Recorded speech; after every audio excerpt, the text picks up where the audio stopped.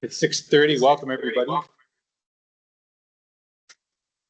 to the June 17th, 2026 meeting of the Mendon Select Board. Everybody could please join us in the Pledge of Allegiance. Pledge allegiance to the flag of the United States of America and to the republic for which it stands, one nation, under God, indivisible, with liberty and justice for all. And just to remind everybody, we are being recorded and all 5 members of the board are in attendance, so there are no remote members. So do we have any citizen statements and petitions? Hearing none, we'll move on to community events and announcements. Yeah, we've got the cardboard boat race coming up. I'll get some details on that from the library. We'll put that on the next one. Always love town participation. And then we've got the mock signing of the Declaration of Independence on August 2nd. I've got some more details on planning of that I'll go over in my town administrator report. And we'll make sure we keep that on the agendas throughout July. All right, and let's move on to number 4, appointments. First one we have is to appoint longtime resident Joyce Phipps as the tenant board member for the Mendon Housing Authority. I don't know if she's online. Don't see anyone here. She met with the Housing Authority and they've recommended her appointment as the tenant. Just as her brother was a Mendon firefighter and her dad, besides working for National Grid for years, was a Mendon police officer. And Howie is board of trustees for Her brother. the town. So I'd be looking for a motion to appoint Joyce Phipps as the tenant board member for the Mendon Housing Authority with a term to expire on June 30th, 2031. Any discussion? All those in favor? Aye. Thank you very much. We have discussion about 1-year appointments. Yeah, so this is a discussion. It's not a vote on this. So there are a number of 1-year appointments for the town. They're in the packet. So I'm going to share my screen for a sec.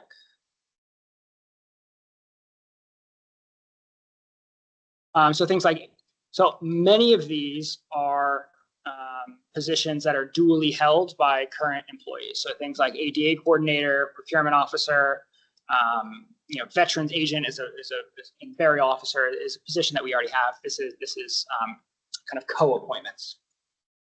What I wanted to talk about was to give the board, rather than kind of the automatic renewal in the same way that we've done with the boards and the committees and commissions, is to talk about some specific positions on here that kind of exist outside of those dual things. So the building inspector, the town accountant, and town council specifically. So things like procurement officer, I think that should still be the procurement officer, but things like, town council, Murphy Hesse is putting together a letter that they're interested in being reappointed for this.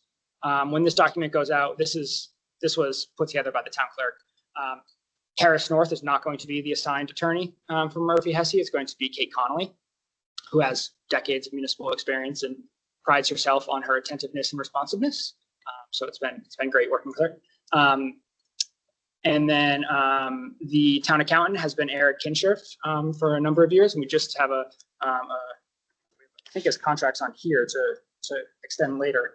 And then our auditor, we've had the same auditor for a number of years, and our building inspector. So if the board wanted to propose, contemplate, discuss, demand any changes to how we do any of these appointments, whether you want to interview any of the individuals before we do the appointments, whether you want to advertise for all of them, I want to give this opportunity to discuss what you thought the process should be. Are there how the department heads feel about the current circumstances? So our town accountant's great. I will advocate for Eric Kinshirf Me as too. associates, as long as they're charge reasonable rates. They do everything we need them to do. They're professional. Our auditor, similarly, they're right in Cokedale. They do great work and turn around really quickly. Our town council, the firm of Murphy Hesse, provides great expertise to us, and having their varied members and partners available has been really useful. I think rotating partners is probably good for both the partner and the town on a regular basis. So I'm excited to work with Kate. The building inspector, we've had both resident and departmental issues with capacity, I'll say. The engagement is for 15 hours a week, and the incumbent works a 30+ hour a week job in a neighboring municipality. So if the board's interested, what I'd like to do is trim back so he's the building commissioner and the building inspector, trim back the number of hours that he's intended to work, and then hire a building inspector to go out and do the inspections and pay them on a per inspection basis, akin to how we do gas and electrical inspections. We had discussed this before. And I have a proposal from the inspectional services coordinator on how that would look. That be changing to a non-appointed position, or would it still be appointed? Well, he's still appointed, but there's the authority to have inspectors and a commissioner. We just never had the inspectors, just the commissioner. So Yeah, he was duly appointed. So there is the inspectional, sorry, you said it would be sort of by contract per. Yeah. inspection. Who would be overseeing the inspections? So the building commissioner would still oversee the building inspector, deputy building inspector, however it's titled and modeled. So it would still report to the building commissioner. But it would provide additional hours. And then rather than be salaried and do 10 this week and 1 next week, this person would be incentivized to get the inspections scheduled and done because they're getting paid a marginal rate per inspection. I think that makes sense. Is there any concern with not finding interest or these positions easy to fill? I don't know if they're easy to fill, but we have at least one person interested. And it had been discussed before, and he said he could handle it, meaning the existing commissioner, but I think things have gotten. This is adding capacity to his office. And how's that change budgeting? We budget kind of a squishy number for inspectors because we don't quite know what's going to happen. If we end up paying inspectors a lot, that means we brought in a lot in building inspection fees and permit fees. There's a lag between when that gets appropriated and then when you can actualize the collections. So if we needed to like supplement that, if we needed a supplemental appropriation, we could do it at ATM towards the end of the fiscal year and float it until then, with the rationale saying, hey, free cash is going to be a heck of a lot higher in September because we've had all these extra inspections. It's like a fixed percentage of the value of the inspected years. So yeah, the fees that applicants pay are right, exact percentage of the presumed value, but then the rate to the inspector is not a function of the value; it's a flat rate. And the building inspector, the current building inspector, has proposals on revisions to that, in that based upon the complexity and number of visits, and perhaps contemplate more. But that's kind of a future deliberation, not part of the 1-year appointment piece. The biggest thing is just going to increase service to the people who need the inspections done. Yeah, that's the idea. Yeah, I don't want to delay construction. 100%. We end up delaying closings sometimes. So yeah. All right. So I'll flesh out that. I want to take the board's temperature on that. I'll flesh out the proposal and bring that back to the next meeting. All right. Any other questions about that? All right. On to appointment of Trinity Hansen to the position of police records clerk for the Mendon Police Department, 40 hours per week at a $29 per hour rate. Her anticipated start rate is June 29th, subject to a successful background check. Has that already been done? As of writing this, it was not yet finished, and we can ask Chief Kersey later. So I would have when he joins, I would have the motion still contain that. So when we wrote this on Monday, it was not yet finished. So I'll speak to this. This is part of what the select board recommended and town meeting approved, to have the executive assistant that was shared between police and fire and sat at police move physically to fire and go to 32 hours a week and backfill with a 40-hour a week position in the police department. There were 107 applicants for this position. Wow.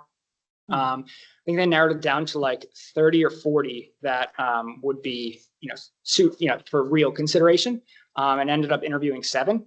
And I spoke with Corporal Erskine earlier today, and he said, usually when you have 7 interviews, you think, well, a couple of them are going to be duds. It's like there was a lot of standouts in there. So this individual, Trinity, had interned with the department before and has worked in the court system in similar style public records roles. So stood out for a couple of those reasons. So this is to start June 29th. Position was only funded for July 1st, but we have cost savings in the police department salaries to be able to cover it and start 2 days early. So it's comfortable with that. It also provides a little bit more overlap with the current incumbent. And the fire chief's been generous enough to offer that continuity overlap in the following weeks as well. Is this position in the union? It is not. It is, okay, not. All right, so I'd be looking for a motion to appoint Trinity Hansen to the position of police records clerk for the Mendon Police Department at a rate of $29 per hour with an anticipated start date of June 29th, 2026, contingent upon the successful completion of all pre-employment requirements. So moved. Second. All right, any discussion? All right, all those in favor? Aye. Thanks very much. And now on to D, the appointment of Greg Malden to the position of firefighter. Did I pronounce that correctly? Malden. Yep. Malden. Position of firefighter EMT for the Mendon Fire Department at second year firefighter EMT rate of $32.17 an hour. And then also the appointment of Brian Turcott to the position of firefighter EMT for the Mendon Fire Department, third year firefighter EMT rate of $33.68 an hour.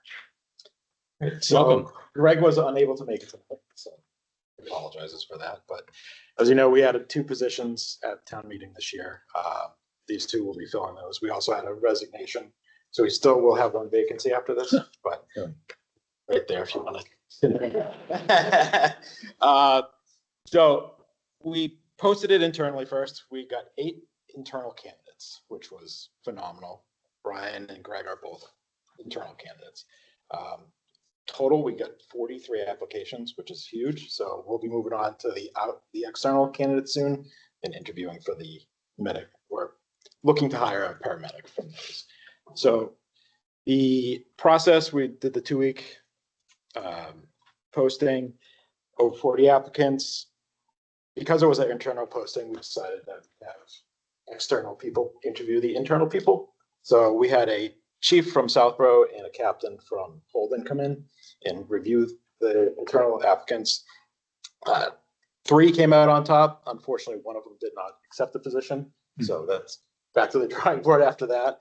So I'll start with Brian first, seeing he's sitting right next to me.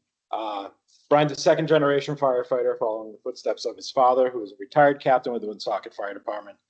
Brian started his fire service journey as a high school intern with the Woonsocket Fire Department. He then attended Mass Maritime and has a bachelor's degree in emergency management. For his senior capstone, he actually did a tabletop exercise for the Southwick Zoo.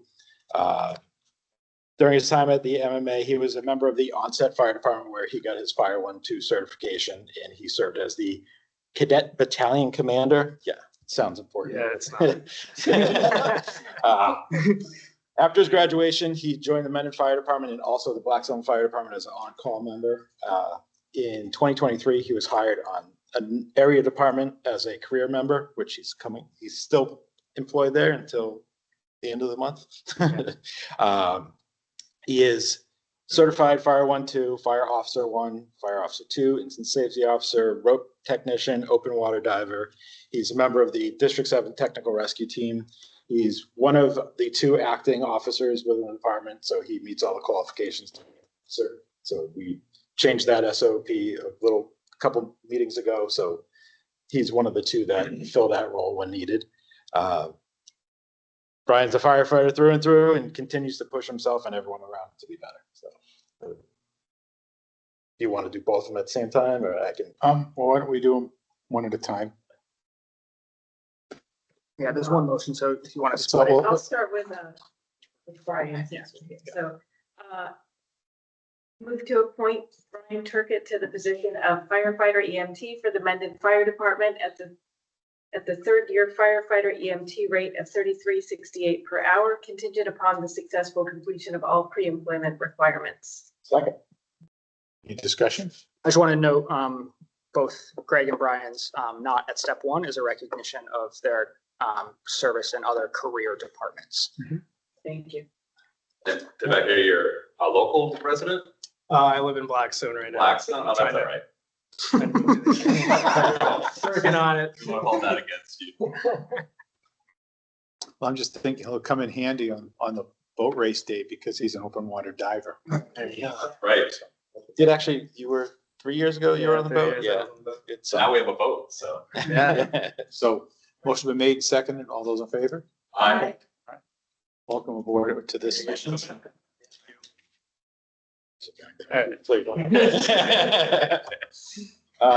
Next, I'll discuss Greg a little bit. Like I said, he was unable to be here tonight.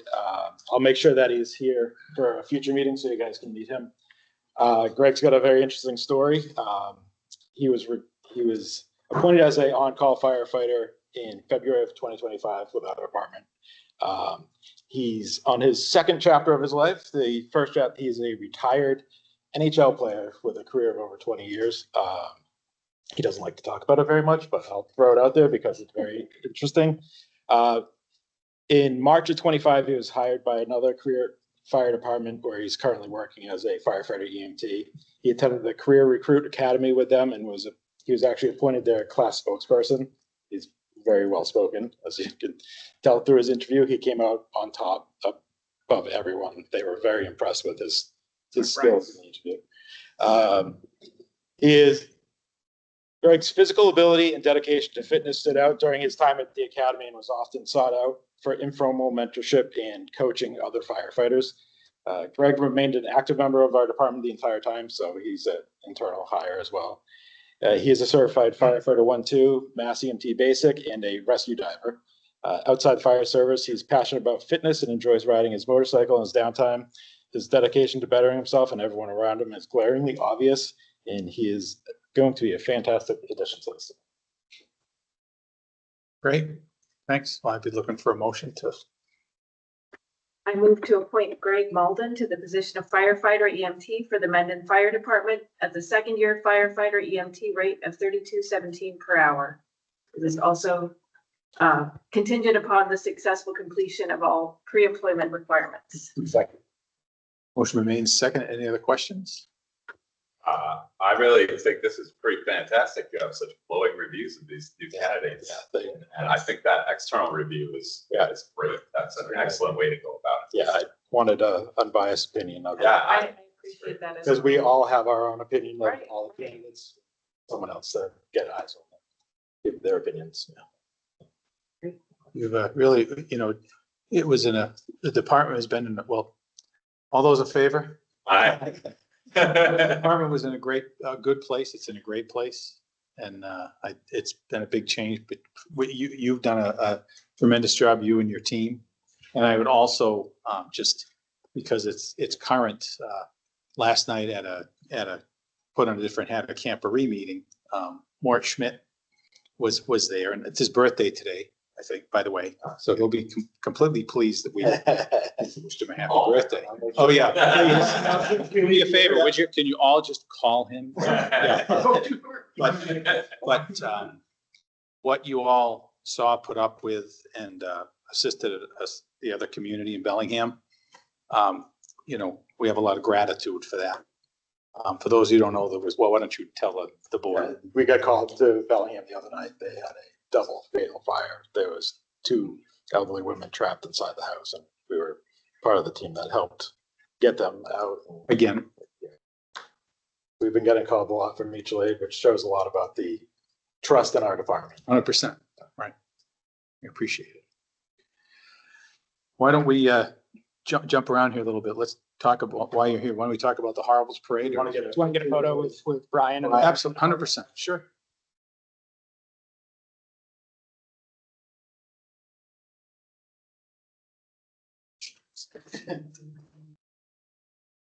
You want to get up on the stage between the flags? Chairs out of the way. We ask for trouble. Trouble. We're asking- I think we tried that once. Yeah, I think it was about Photoshop. Just stick the firefighters in the middle. Good.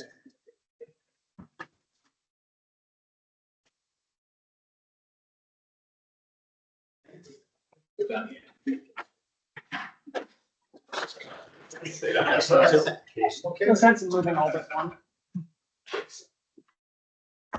Must be black and white, Exactly. This is just Jason. Thanks, everyone.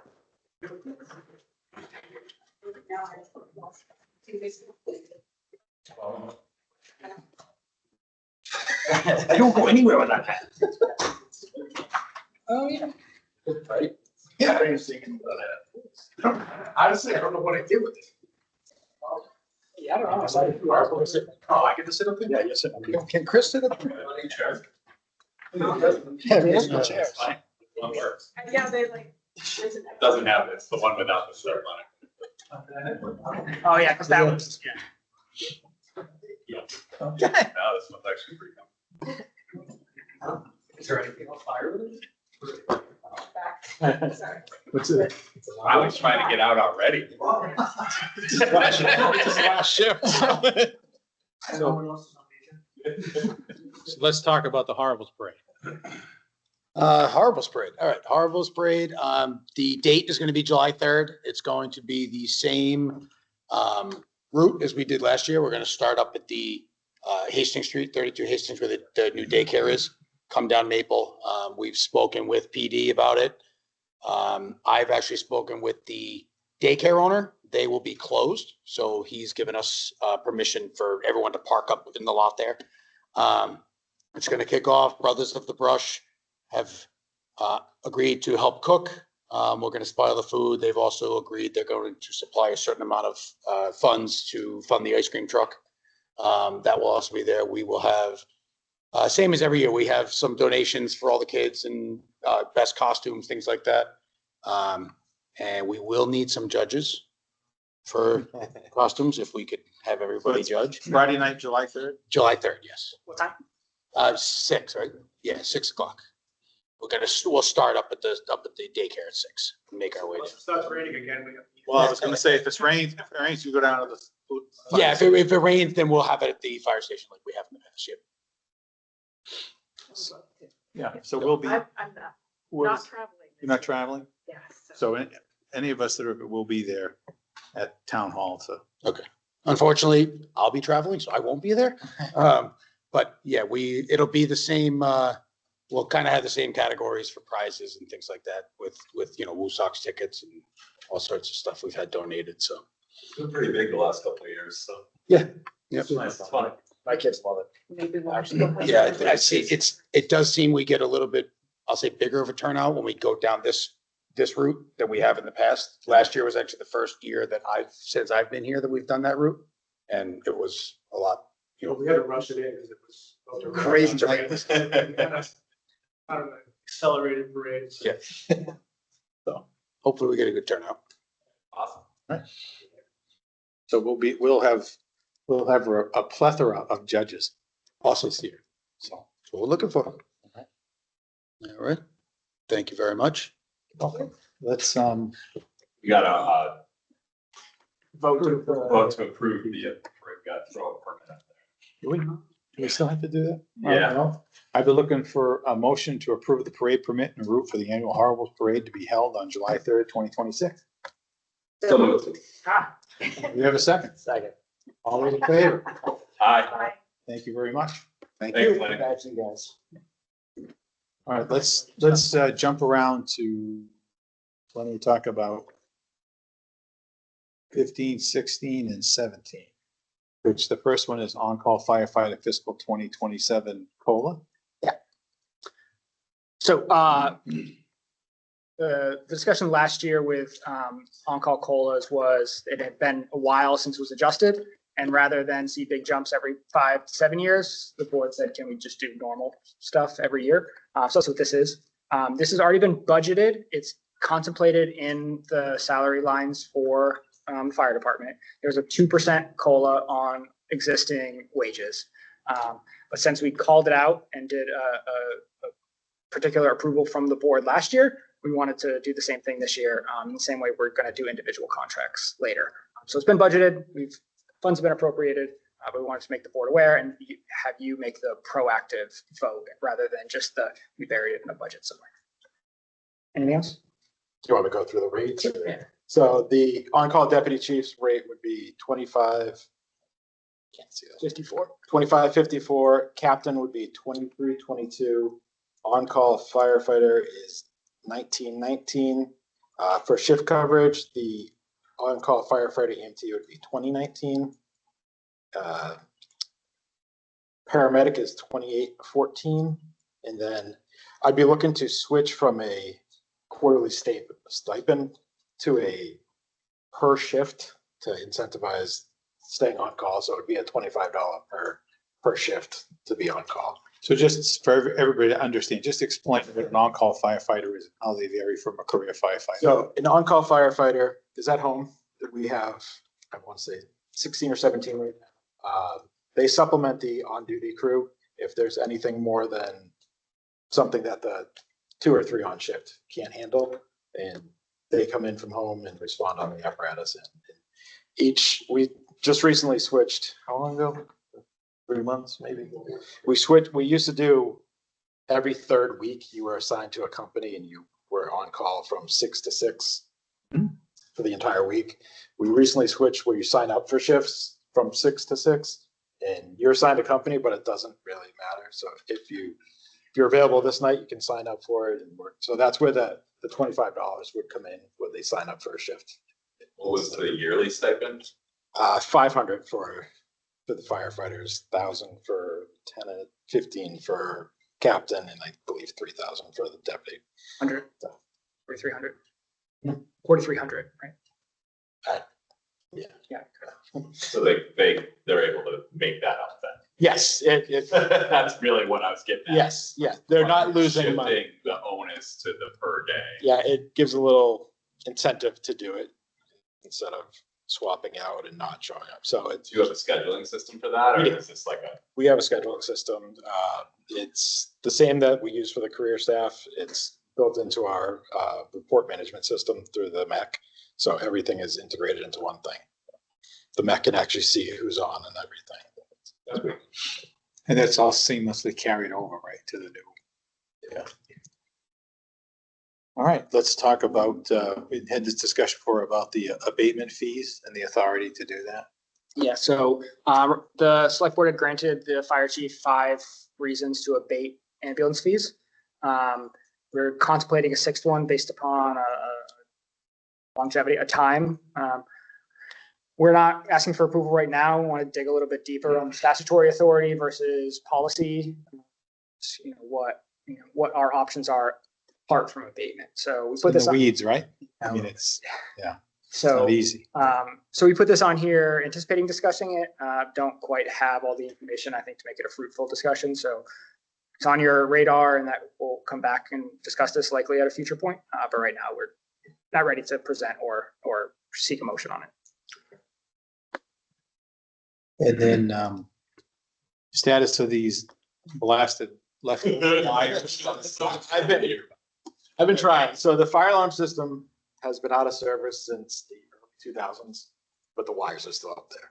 No one on our department knows anything about them, knows where they are, knows how to take them down. Used to be red. I don't know if they still are. They're usually a plastic coat around it, but it's probably all fallen off at this point.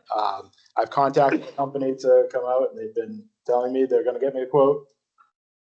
That's been probably. Can't just grab them and rip down. It's Plan B. That was plan B. I actually told him that today. I was like, if need be, I will go up and sit. Have you ever seen the fines for dig safe? It's, You have to dig safe? when you- well, no, what I'm saying is just going up and grabbing wires off the poles. If you grab the wrong Lift your one, Fingertips. well, They're you wish- firefighters. if you grab the wrong pole and Comcast comes after you, you wish that Yeah, I get it. So it's in the works. I'm gonna contact other companies to see if that can come out, but no one really seems to be eager to do it. Yeah. Even I if have they a- I have pull a- all that copper, like, I may have a contact that, well, somebody from Verizon who I've been talking to, that seemed to think that there were other contractors out there, maybe some of the ones that like, White Mountain Cable and different, that have. Yeah, And I reached out to that individual on Monday afternoon, let him know this was happening. And if he had any useful information for us, let us know. Okay, good, good. we did tell National Grid at one point that they could just take them down, but they will not do that. So They said they will ask their crews to do it, but they cannot make it a policy to do it. because it's not theirs. It's just copper wire that's not connected to it. And it's not currently holding us up on pole transfers, right? I think there's, yes, yeah, it is. Well, It all is the, holding us Yes, up. because they I can't, thought it was only up on North Ave. well, it's, what I would explain to me was the ones down on Hartford Ave, Yeah, going at the four corners down there at 140. All of those places where they move, every place where they're moving poles, you know, the next one, if they have to identify them all and, you know, we're in the middle of the pack or something. right. So it is We holding. can't just wait to And see if you one. drive around town and you see some of these poles that are splintered at the bottom, and there's another one, you know, lashed to it and everything. All of that is held up by all of these things.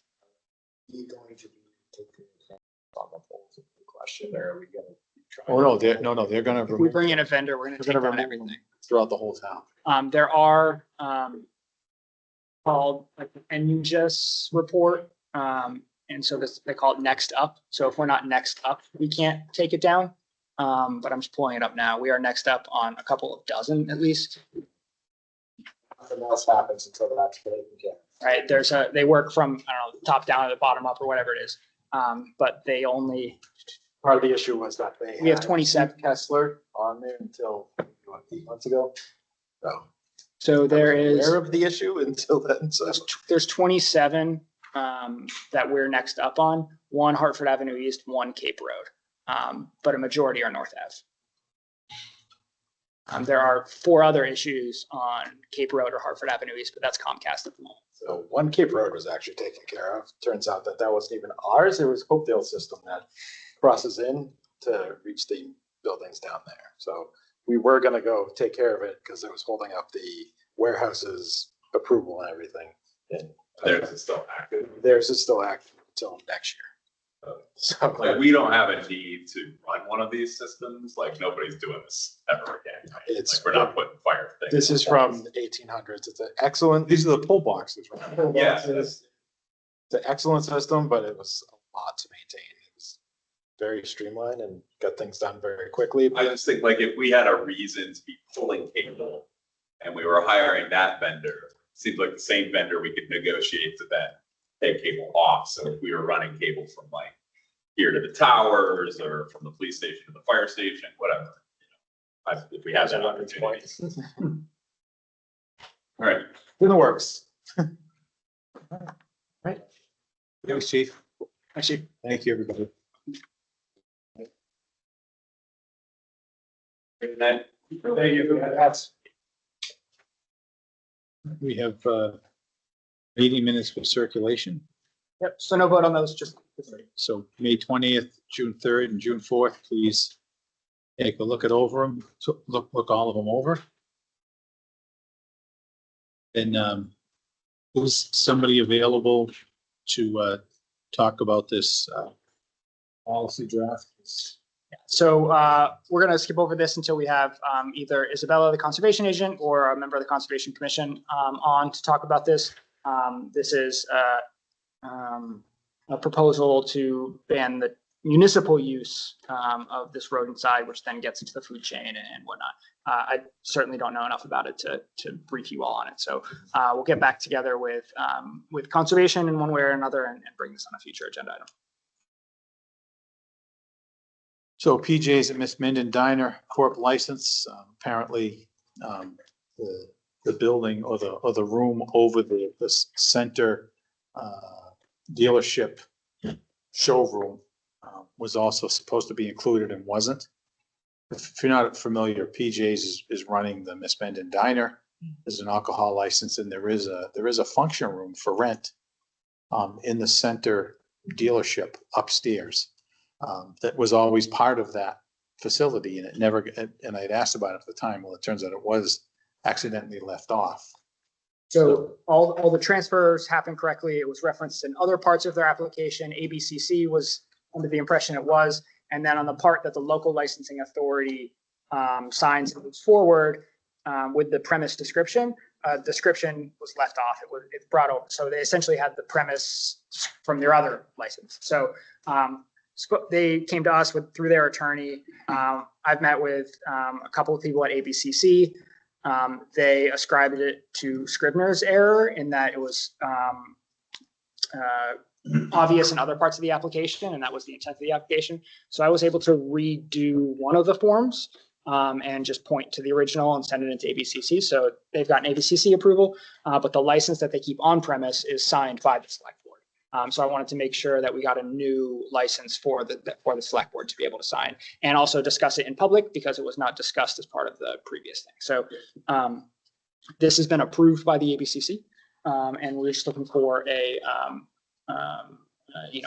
public approval here from the local licensing authority and then signatures on the license.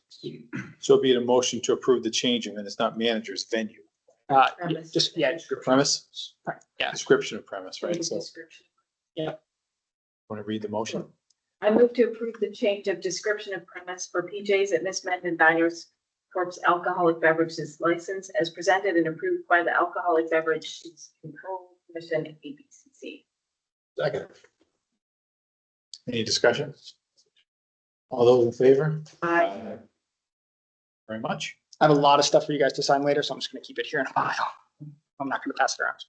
So now we have the, if you all saw, the governor signed a document that allows the additional hours, so those that have a license to 2 can stay to 3. What could go wrong?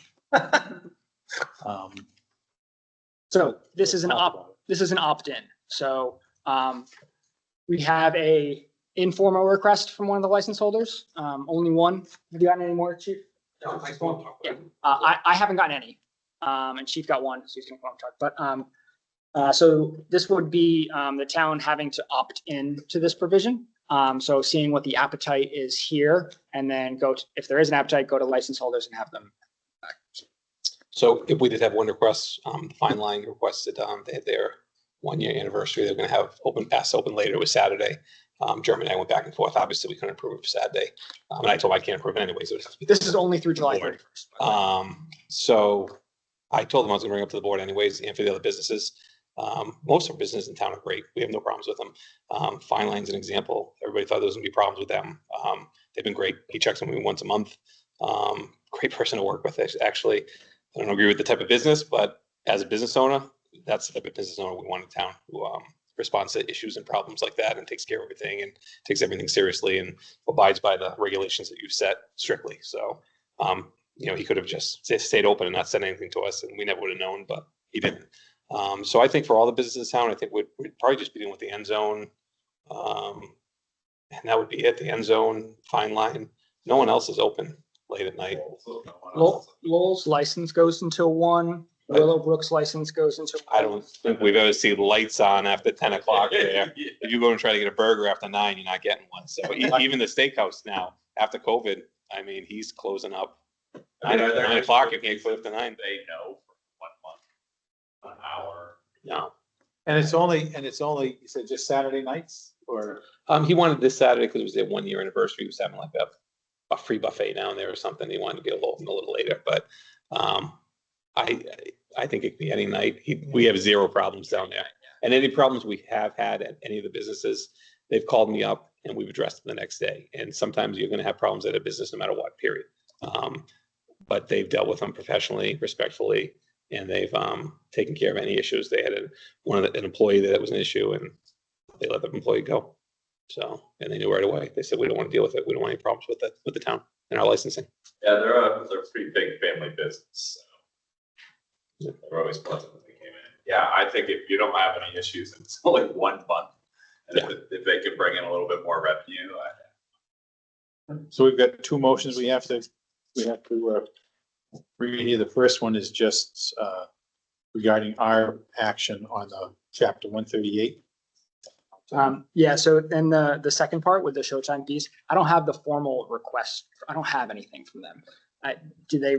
But he talked to you about it, right? They talked to me. So I think if you opt in, I think that lets them for the next month, Yeah. any business. So I think I would, I can reach out to the end zone too, if you'd like me to, call Anna down there. And let Said her he know wanted to do it if you opt in. this Saturday. It was last Saturday, so he didn't get to do it, but Yeah, I thought this was like the way that the governor had done it, that we would just have to approve that hour. They could take advantage without an additional. So we do have to let ABC. Oh, they do, Know that we've opt-in Mhm. and let them know whatever. but that's on their side. right? That's on their side. Yeah. We're not changing anything else. So we I don't mind need- reaching We out don't to need you, a so. temporary, we just need the first motion. It's listed on here. Yeah, to opt into the temporary ABC pilot. Sure. I move to opt the town of Mendon into the temporary ABCC pilot program authorized by chapter 138 of the Act 2026, permitting eligible on-premises licensees to extend alcoholic beverage service by 1 additional hour, not to exceed 3 a.m. through July 31st, 2026. Any discussion? All those in favor? Aye. Yeah, and I can do notification if you want to do it either way. Yeah, you have a relationship with them. I can call them. I call them, they're going to call Lowell's and who else? Lydia. Lowell stays open at 3 at night. I'll let the steakhouse know too. I mean, that they have the option if they want to, you know. Yeah. So places, Milk the cows. so places that have their license till 1, now they can stay open till 2. They can't go all the way to 3. That's It just extends it by. Should all license holders should probably just be informed, just in case. Yeah, we have a list of everybody, so. Like we can send out. Soccer tour or something, do we know? Is there a way to measure that? Some towns that are having stuff.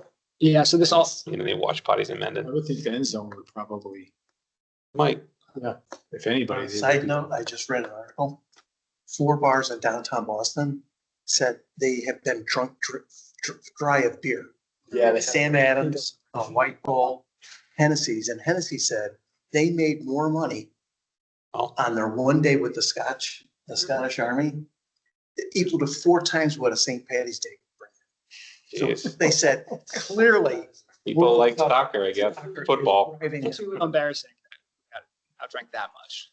Yeah, I know, right? Well, it's just another month or so, right? Just, yeah, Do so you this have is a just. emergency management update? Yeah, let us know how it goes. I'll be the next emergency management. Yes. Yeah. Thanks for letting me come a little bit late today. Yeah, I volunteered the JV basketball coaching down at Taft Park, so there was a game at 6, and I told the kids last night I couldn't make it, and they're like, so I called Jeremy, said, can you let me come an hour later? And we won. We beat, Awesome. we beat Millbury. They're a tough team. We beat Millbury and Douglas yesterday. Outside. Yeah, we played the courts. Yeah, so we have a 7:00 game tomorrow if you want to see it. We're playing Hopkinton tomorrow. Watching ways. So, this is a tough week. There's 3 this week, and then usually there's gonna be 2 all the way until August, so. Right, how are you? Thank you.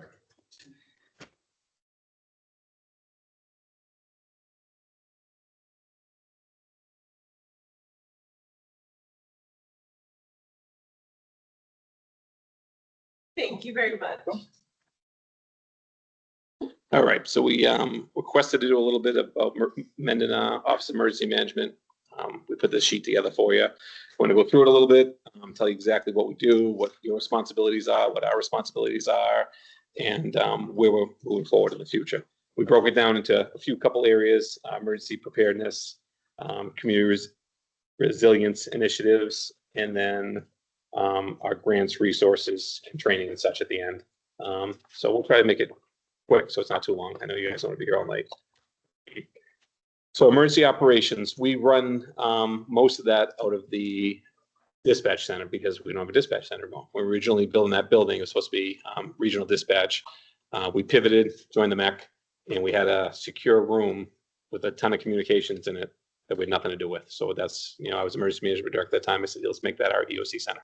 So that is our main EOC center. It's pretty much bomb-proof and bulletproof. All the walls are bulletproof. It's cement walls that go around it. That building could fall apart and that would still be standing. The radios probably wouldn't work because they're all upstairs, so they wouldn't be there anymore. But at least whoever's in there would be safe. So Mark would survive. Appreciate that. Thank you. In there, what we've done over the past few years is we really enhanced the monitoring capabilities. We've added camera systems in from every school. So I don't know if you haven't been on a tour, feel free to come a tour. I know a lot of you have been there. There's so many screens in there right now. I think we've run out of wall space. So we have every inch of the school covered. And we don't have enough monitors to cover everything that we have. So we have to kind of rotate them if there was going to be a major incident. But we could pull up everything at the school, the highway department. I think we're Working on the senior Working on the senior center. So if there's a major incident at any town building or any school, we'll be able to pull it all up. If we're activated, I'll be in command at the command center, and Mark would be in the EOC, giving myself and the fire chief information about what's going on. So we've really built that up over the past few years through grants and any additional funds that we had for trade into the computers and such. We put a weather radio in there, so we get the up-to-date weather information. We have a CERT radio in there. That's our local partners, so we can communicate with them.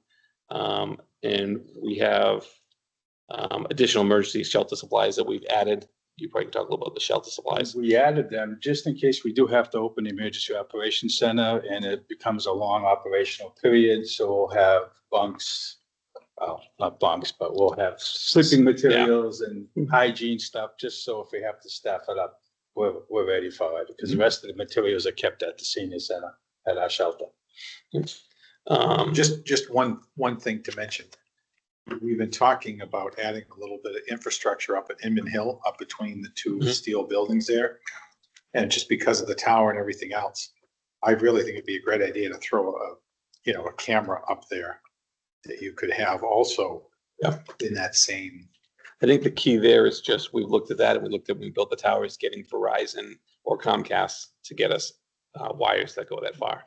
I know at the time it was going to be substantial, but I mean, when I built that tower, it was 2014. So things have changed. Yeah, let's keep Things have changed. So we probably should look at that again, but at the time it was going to be substantial, and I had 170,000 for that tower, and I didn't have any more money. I mean, but again, things have changed since then. That tower now would cost you $500,000 to build. So that just tells you how long ago it was. But yeah, we get Elon Musk. What is it? Well, yeah, Starlink. We can get Starlink. Yeah, you could just put a wireless camera. Yeah, we could do something like that. That's the thing. And then when you put the tower up, the surface well, apparently that's where the surface well was. Mhm. So we're looking at actually adding water again and even using community preservation money to put one of those compost toilets in and trying to make it a little bit more user friendly. So We'll reach out again to Verizon, see what they could do, see if anything's changed, see if there's BIOS that we can get up there. At the time it ended, I think 3 poles before, and what they wanted to do is put it underground to the tower at the time. So, but again, you pay them to dig and put it underground, it's gonna cost a little bit of money, but maybe it's something we can work out with them, or we can get a grant through the EMPG grant. Look at that too. So Right now, the way FEMA is handing out money, EMPG grants, which is only about $2,700. It's based on the census. It has to be strictly for emergency management only. Like we just sent in for a grant, and we wanted to add on to, we want to add more hardware to the monitoring system at the police station. And I had to split it in 3 and only get a third for the computer, because police and fire use it as well. That's how strict they're becoming for $2,700. So the federal grants have tightened up. we'll work on it. A lot. In addition to doing everything in the EOC, we've worked on the emergency communications. We've added them to our police system. Our first alert, our code red, the whole OEM staff is on that. We've upgraded the monitoring hardware along with the radio for the weather hardware. And then we've kind of synced it in with the police operations. So not only now with our new assistant that we have coming in there to be a clerk, she'll work with Mark too. So if something happens and Mark's not there and it happens during the day, that person can also back up and run it at the same time until he gets there and starts working with us. So we've kind of tried to do redundancy, kind of like we do with emergency management. A long time ago, it was only one person, and it was either the fire or police chief that did it. And I've kind of created a department. We have Mark now. We have other people that work on a part-time basis, more like a volunteer basis. And we're trying to build up an actual emergency management department like a lot of towns do now. We're a small town, so it's tough to do. But if you go to bigger towns, they have staff of like 10 people, and it's like eight or 9 part-timers and full-timer. But they actually have a full-time emergency management in a lot of places now, because we're getting hit with severe weather. Everything changes now on a regular basis. It's not like 20, 30 years ago where you get one bad storm. Now it's you get a bad storm and then you're in a drought the next year. And then after that, a bridge collapses. And I mean, it's always something now everywhere. I mean, there was a storm in Webster a few months ago that destroyed a ton of stuff, but we saw nothing here. So it's all sporadic the way it's hitting. The big thing with the EOC is that we've been able to create continued communications between all department heads through highway, fire, and we work together during an emergency, and we train during an emergency to make sure that we're all on the same page and that we're all continuously working together. What's your notification SOP? Like when an emergency happens, what's the chain of notification? And then how does the select board find out? So it's going to be through each department head. So they know, John knows, Jason knows, I know when we need to rise to the level of emergency management. So that's going to be our individual policies. That's going to determine that. And then once it's activated, they're going to contact me, or if I'm doing it, I'm going to have Mark cover for me. At that point, we assess it, we deal with it, we deal with whatever the emergency is at the time. So say it's a house fire, we're dealing with house fire to begin with. Then it's nice, I'm in Germany here now, our standard protocol is that I'm going to notify him, and then he's going to notify you and let you guys know what's going on. He's going to be my main contact during everything. And what's great about our new town administrator, he was the only one that showed up at our last training session for administrators in our regional group. And how many towns do we have? 11 towns.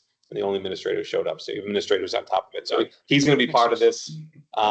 He's going to be part of this, and he's going to be the chain with you because there's 5 of you. So it's going to be hard for me to contact all of you. When there was 3, it was a little bit easier to do, but now with 5 and trying to run a scene, it's going to be impossible.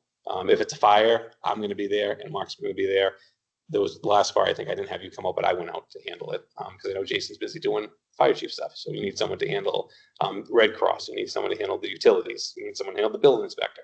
And that's what I go and do as emergency management. So it's pretty easy for communication purposes. You'd probably create a chain and then let them know. Like and when we then had the med flight. he would be on our chain. So I wouldn't just tell him, then I'd create like an email chain or a text chain. It'll be Mark, myself, and whatever department head it is. And if it's a huge incident, it'd be every department head that is involved with it, highway, fire, building department sometimes. So are you reporting on like how many incidents you are triggered for each year? Or is that like a new thing because this is just wrapped?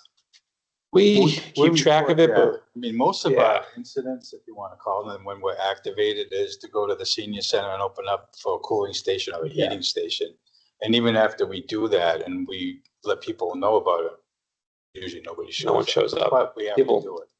We get it out there. But when it comes down to budget season and we're talking about how often emergency management's being used and how you might staff it up. No, you're right. We have the data. We don't report it in the annual report. Or we have the information. And then again, in the annual report, the town report at the end of the year, if the town, some people read that, if the town knew how much you were being utilized, maybe they'd be willing to spend more money if we needed it. No, Right? that's true. That sort of thing. Yeah, that might be something. They might not know about you because you're not reporting. Yeah.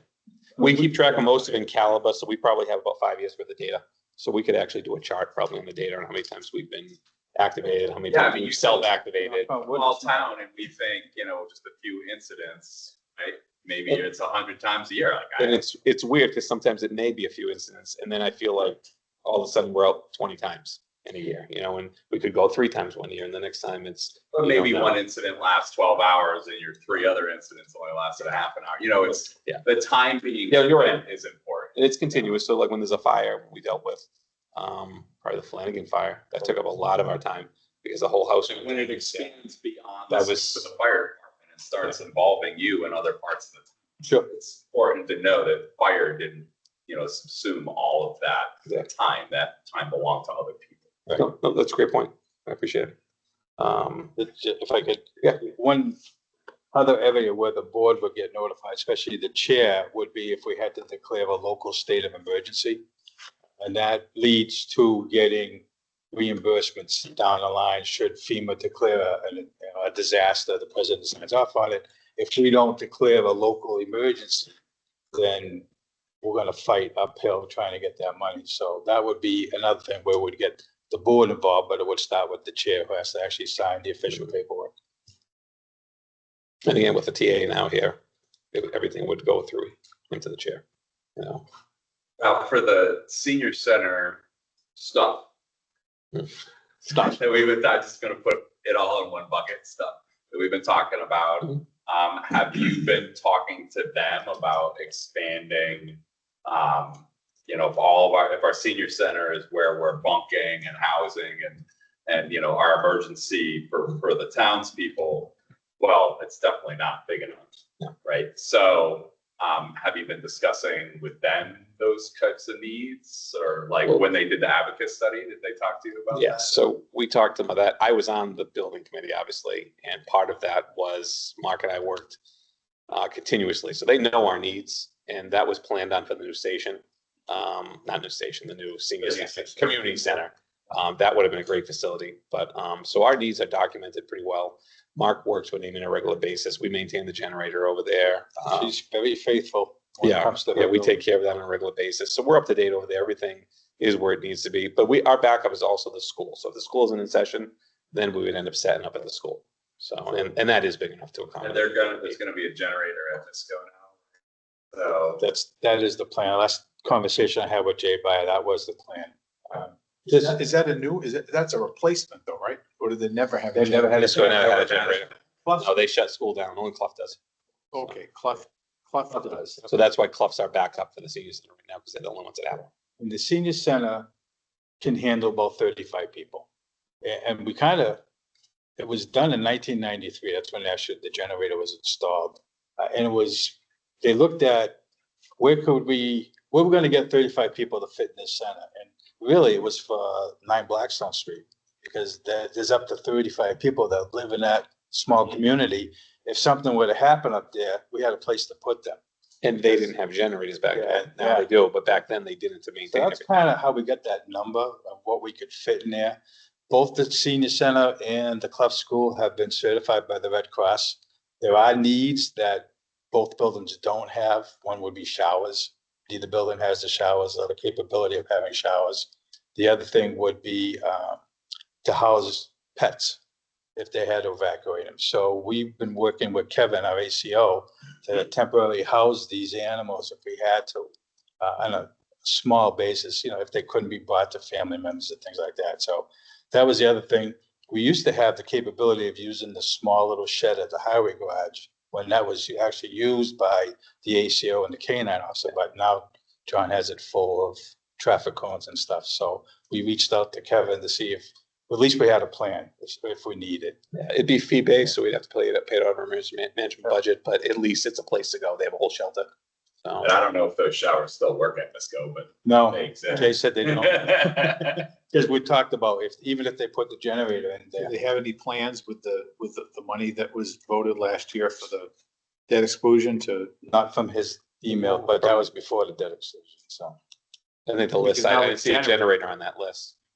When they had all the stuff they were fixing, I didn't see a Yep. generator. Really, the only place in town that's a public building that has showers is the fire station, and it's one shower. So A little crowded there. just a little bit.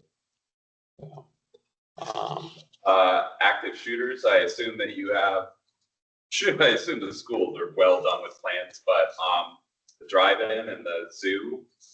So Are there plans for those? So, yep, see, you're cutting ahead. You didn't Sorry. read what you were saying. But that's fine.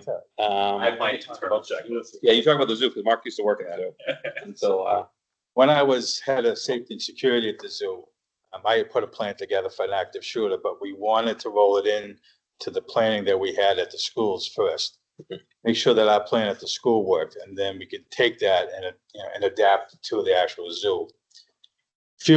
Almost a month ago, the zoos across America started getting bomb threats where they actually had to clear the zoo. So I got a phone call from the zoo saying, hey, do we have a bomb threat policy in place? We really didn't at the time, so I created one for them. And then they said, well, what about the active shooter plans that we had talked about a long time ago? So we created an active shooter plan for the zoo. Now, they haven't been tested, but the plan is there. The one thing that they do have that I put in place before I left was Department of Homeland Security has a brief handout that we give to each employee there as to what to do during an active shooter incident. So we're still working on that plan with them, but they do have something that they could put in place immediately if they had to. I have not worked personally on some for the drive-in, but the drive-in could use the policy from the zoo, which is change locations, and it's a little bit different. There's not 300 acres there like the zoo has, but Right. So- Still large. yeah, it's a large capacity, absolutely. we recently had some roundtables to start working on active shooter again at the schools. And that's going to be our blueprint for everybody. Who Everybody. had tested that plan? We actually did a whole entire scenario, but now we're starting a new round of it. So even though we've tested it, you can always make things better. And we started doing a new plan all over again. And on our first training exercise roundtable that we did just last month, we ran into a bunch of issues with it. And it wasn't on our side. It was on the regional dispatch. They've apologized. They're going to fix it. But we started in the first level, and the first level we had an issue. Every other level that we walked through at a roundtable, it's been great. So our next meeting is going to be in August. We're going to try to clean that up. And then we're planning over school vacation time, probably in the winter, to do an actual exercise again with actual 10 victims and bring people in and run it as if it's really happening like we did before.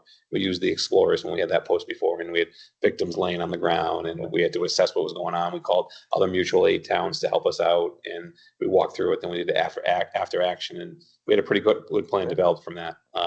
But again, that's a few years old, and you should stay continuous. Things change. Things change at school. Things change with the way we do things now. Like literally in police work, I'll tell you what, our policies and procedures, I'm glad we're accredited because they change on like a yearly basis now, depending on what Massachusetts changes with their laws. I mean, on a regular basis. Well, the threat keeps changing. What's that? The threat keeps changing. The threats change, but then weird things change. I mean, Jeremy was at the meeting when I talked about LTCs now. So if you see someone carrying a firearm and we're a police officer and we see it underneath their clothes, and I have a suspicion that he probably doesn't have an LTC, he might actually be a convicted felon, I no longer can request to see your LTC. They've overturned that in the law. Now I have no reason to ask for, they don't have to produce an LTC to me anymore. Unless they're doing something that I can prove, that they prove that they're committing a crime, I can't ask for it. Even though I might have an indication, hey, wait, I charged him with an assault and battery 5 months ago and it was a felony and he's close to a school, or I can't ask anymore. So we always have to adapt because the laws are always changing in Massachusetts. And sometimes they just don't make sense. You know, like that, they just don't make sense. So that's why we continually update our plans, because things change with FEMA and MEMA and our regulations. Yeah, and that plan that we're using was built by MEMA. We brought their specialist in to help us with, we had something in place, but we had them go through it and make sure that we're hitting all the right areas. So that's what we're testing out. But we just found something out, the other day. We assume that all the departments that are going to respond to this incident are going to be available. Well, we found, a day where the highway department was totally committed, and we had to make a plan to come in and bring blockades and things like that.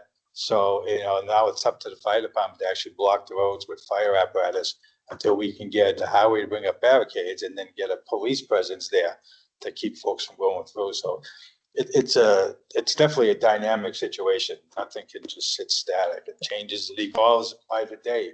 They could be out plowing snow the day it happens. So we have to have a plan for the plan for the plan, just in case. I'll give you a heads up on our current activities, and then I'll go back to what we're going over here. So currently, because you asked about what we're doing we've developed an emergency evacuation plan for the Mendon Senior Center. We developed emergency protocols for Southwicks that Mark just talked about relating to bomb threats and active shooters. We've developed emergency evacuation plan for the Misco Middle Hill School for precinct voting, because Ellen asked us to look at that. So we developed one for that recently. We continue to coordinate and cooperate with the American Red Cross for emergency shelter operations. That's always changing. We have listed as currently the Senior Center and HB Clough School.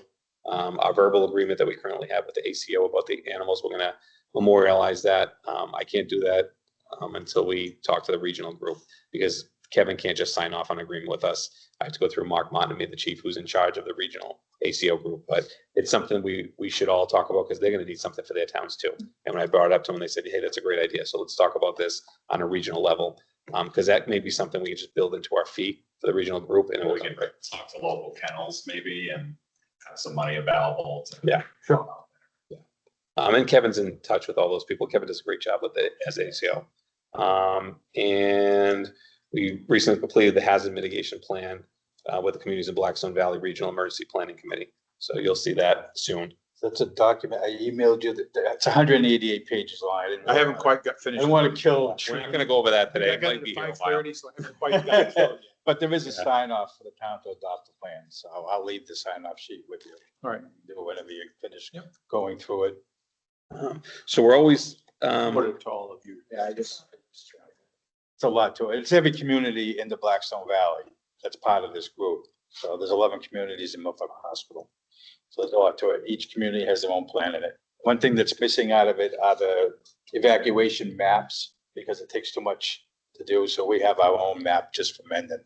That's in our plan at the station right now. planning and coordination, we're always looking at the town's comprehensive emergency management plan. I know Jason, you'd asked about that, what we do with that minimum. We do a biannual review of it. And then every few years, we redo the whole entire thing. So we've been, I think we're on the next step of working on that one, right? A lot of changes to it, and there's not a lot of them, but what they have is if we add something to it, like that hazard mitigation plan that was sent to you today, that got added to the community emergency management plan. So that's an update. Every time you change your board, that's an update. So we wait till June for that, because you have, and it really is, it may not be the change in names, but who's the chair? Because you're gonna see in some of the documents that we can send you, it's the chair that goes through the entire document that, and we don't even put the name down anymore. We just say select board chair. It's just easier because the names change every year. So that's what we've been working on, but at least twice a year it gets reviewed. And then MEMA will come and say, hey, it's been 2 years since you updated your plan. What else can we help you with? And it's great. Our MEMA partners are fantastic. They really help us every inch of the way. Yeah. He was down here, 2 weeks ago? Yeah, I meet with them at least once a month. He was down here 2 weeks ago. And part of what Mark and I do on a daily basis, and we get them whenever any incident happens, not just in Mendon, but across our area, our regional area, and sometimes even the state area. We receive daily updates from MEMA and FEMA whenever a major event happens. So we know if it's affecting, a community next to us, or if it's going to soon affect us. The World Cup, we've been on a couple meetings for that. FEMA and MEMA have posted meetings. So they're mostly online meetings, but they'll send us out and they'll send an invite, and then Mark and I will jump on a call. So we do that on a weekly basis, sometimes even a daily basis, especially World Cup, because World Cup's been a pain in the butt for everybody. And then any major incident, involving any emergency operations that has to do with weather, hazmat, active shooters, the fusion center, they notify us. And it's constant notification. On top of the notifications get as chief. I always get the National Grid stuff as chief, but then I get a second one that has to relate to MEMA and FEMA. So that informs us what's going on, what the power outages are, how many customers are affected, when power's out, when it's going to be back on, what happened. Most of the time before I get the email, I already know. The OIC calls me and says, hey, someone just hit a pole and Millville Road's down. And I'll pick up my phone and go, yep, and there's 256 customers out right now. So be ready for the calls, because everybody's going to call and say, when's my power going back on? And they usually give you an estimated time, like the last one on Millville Road 2 weeks ago on a Saturday, that they were off on that one. They said it was supposed to be back in 2.5 hours. I think it came back to like 4 o'clock in the afternoon. It went out about 10:30 in the morning. So that was when we had that bad wind and rain. Yeah. Did your power didn't go out? So I was out. So I was on the lake that was out, the 260 customers that were out. I was up till like 4 o'clock. So it is what it is. But, and we try to send messages out through the police department Facebook page also. We've thought about doing a separate page for emergency management, but we've just funneled it through police because it gives everybody else one more thing to look at. So we can funnel them to one place instead of having to follow both. I think the only time that's become a problem, I've just heard, like, not recently, but like years ago, maybe it was around the Providence Culver, but when the fire department and the police department post not at the same time, and it's slightly different information. Yeah. That's like a trust thing, right? You want to make sure. Yes, absolutely. Or like you're posting on behalf of both places. Yeah, and we've tried to talk more about that at our monthly meetings. So I set up a schedule all the way to the end of the year. So we have meetings scheduled all the way till January, and then I'm gonna produce another schedule just to make it easy for everybody. We did it. I do it Tuesdays at noon. The second Tuesday of every month at noon, we meet at the police station, and it's either an exercise or just an update. And we did that because every second Tuesday at 10, Mark and I have to go to Northbridge for our regional meeting. So we figured we just go to that meeting to the next meeting, and then if there's any updates fresh on our head, we can relay it to this group. So it seems to work out pretty well for us. Anything with that app that the weather app that John got that can help that I have that. integrate into you? I kind of find it difficult to understand, and I'm a weather geek. He's a I've big been weather doing- geek, like, I've been doing Beyond weather weather geek. with some of the local news stations. I'm an actual Sky One spotter for the National Weather Service, and I find it difficult to understand sometimes. I bet. But, you know, I haven't seen it. you know what? If you're looking for the temperature of the road on a snowy day, it's great.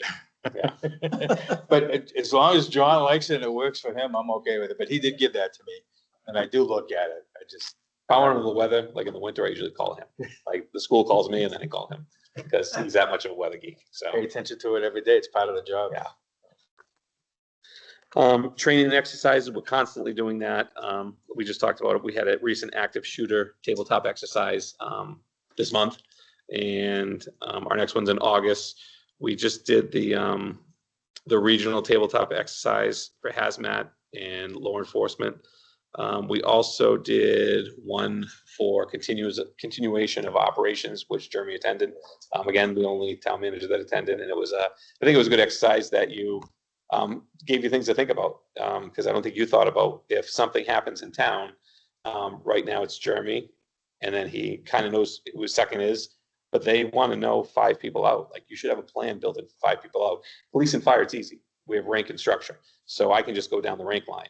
But he had to actually think about like, Yeah, what do you do? The Sandwich Fire Chief was there and he said his manager and assistant town manager were both laid out with COVID, like non-functioning with COVID for nearly a week at one point. I was like, who's running stuff now? So yeah, hadn't gone through that exercise before. So I would mark on our continuity of operations plan, which has a great framework, but a lot of the details of who is this, where does this go, needs to be added in, like you said, the updates for people. So it'll be part of that, and that'll come before the board at some point too.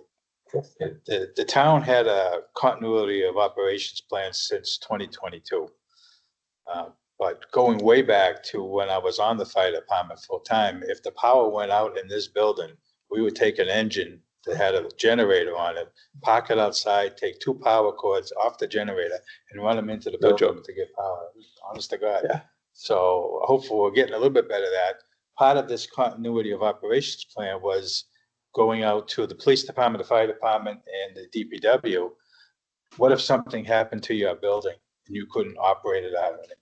And we go back to the incident that took place at the Shrewsbury Police Department when that gentleman drove his vehicle right through the front lobby. It impacted their building and impacted their dispatch center.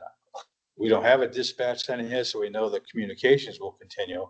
But if the building was compromised and you couldn't house your officers or you couldn't house visitors, what's the plan? And your emergency operations center. is Exactly. Right there. Well, that will still be standing, so you can just. Yeah, but yeah, that's cool.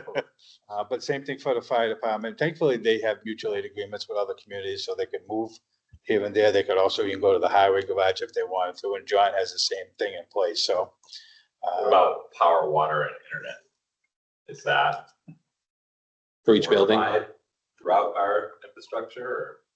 No, we're pretty good over there. Everything's Is that underground. Everything's generator- underground. Is that tied into here now or not? No. So it's No, not. it's just there. So if they needed to, if the town hall had to, they go into the community room. We could. Yeah, We talked Well enough about power, that. we can set them up with That would be, Wi-Fi. right, so you'd have, Yeah, that's our plan right now. A large number of staff could, in the short to medium term, work remotely. But then there are, the window offices, I call them, treasurer, collector, building, town clerk, that people like and expect face-to-face interaction. So, it's all detail specific, but yeah, right now the idea would be that that's our secondary location. And then should there be like a campus-wide thing here, we'd have to reevaluate.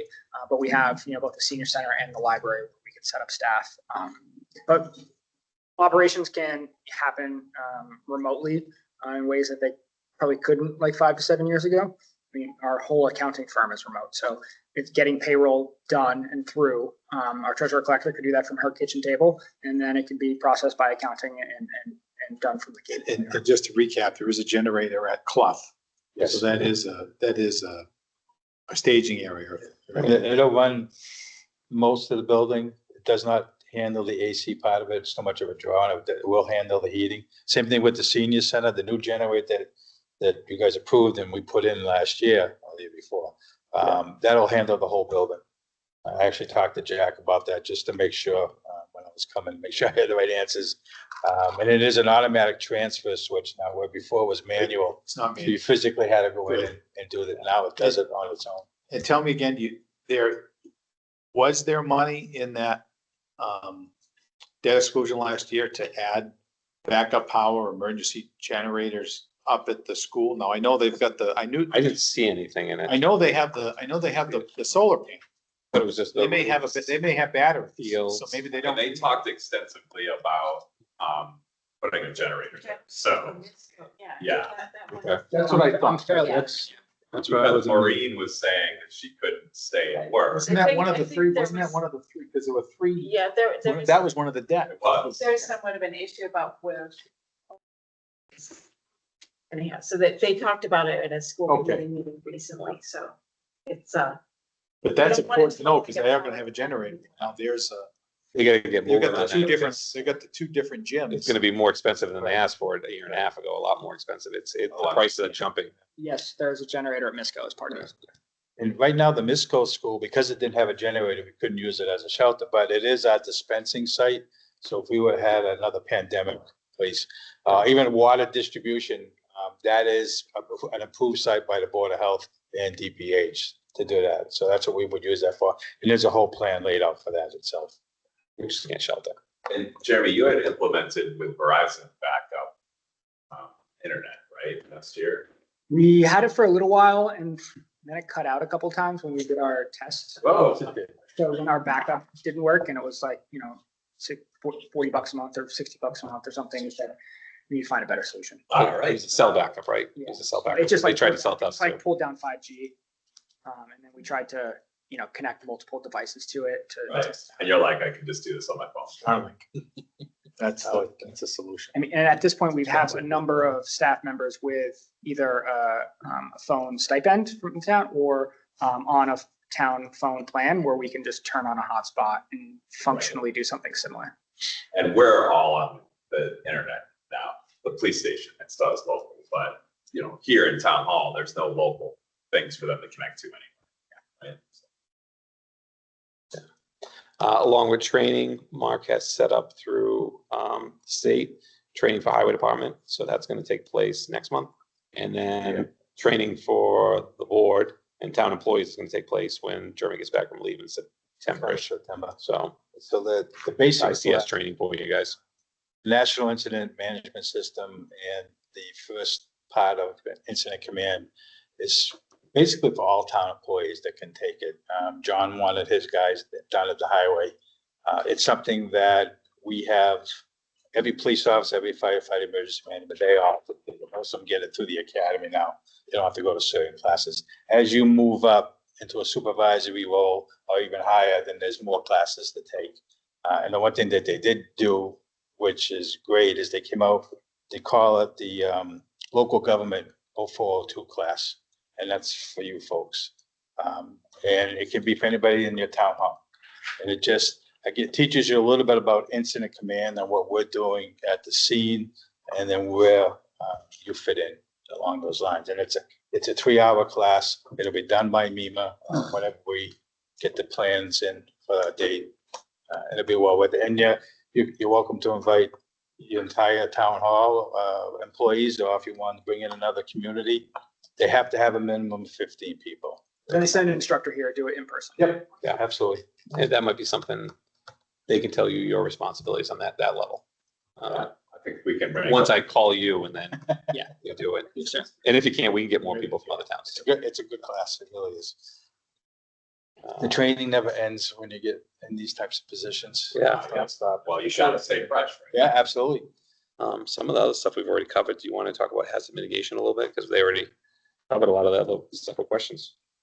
So the one plan that is just about finished, it's the town hazard mitigation plan. And we obtained a grant almost 4 years ago now to update this plan. And the purpose of the grant was to bring in an outside vendor to work with our team and build a plan and then get it approved by MEMA and FEMA. So James Thatch, hopefully most of you know who James is. James is our CERT coordinator.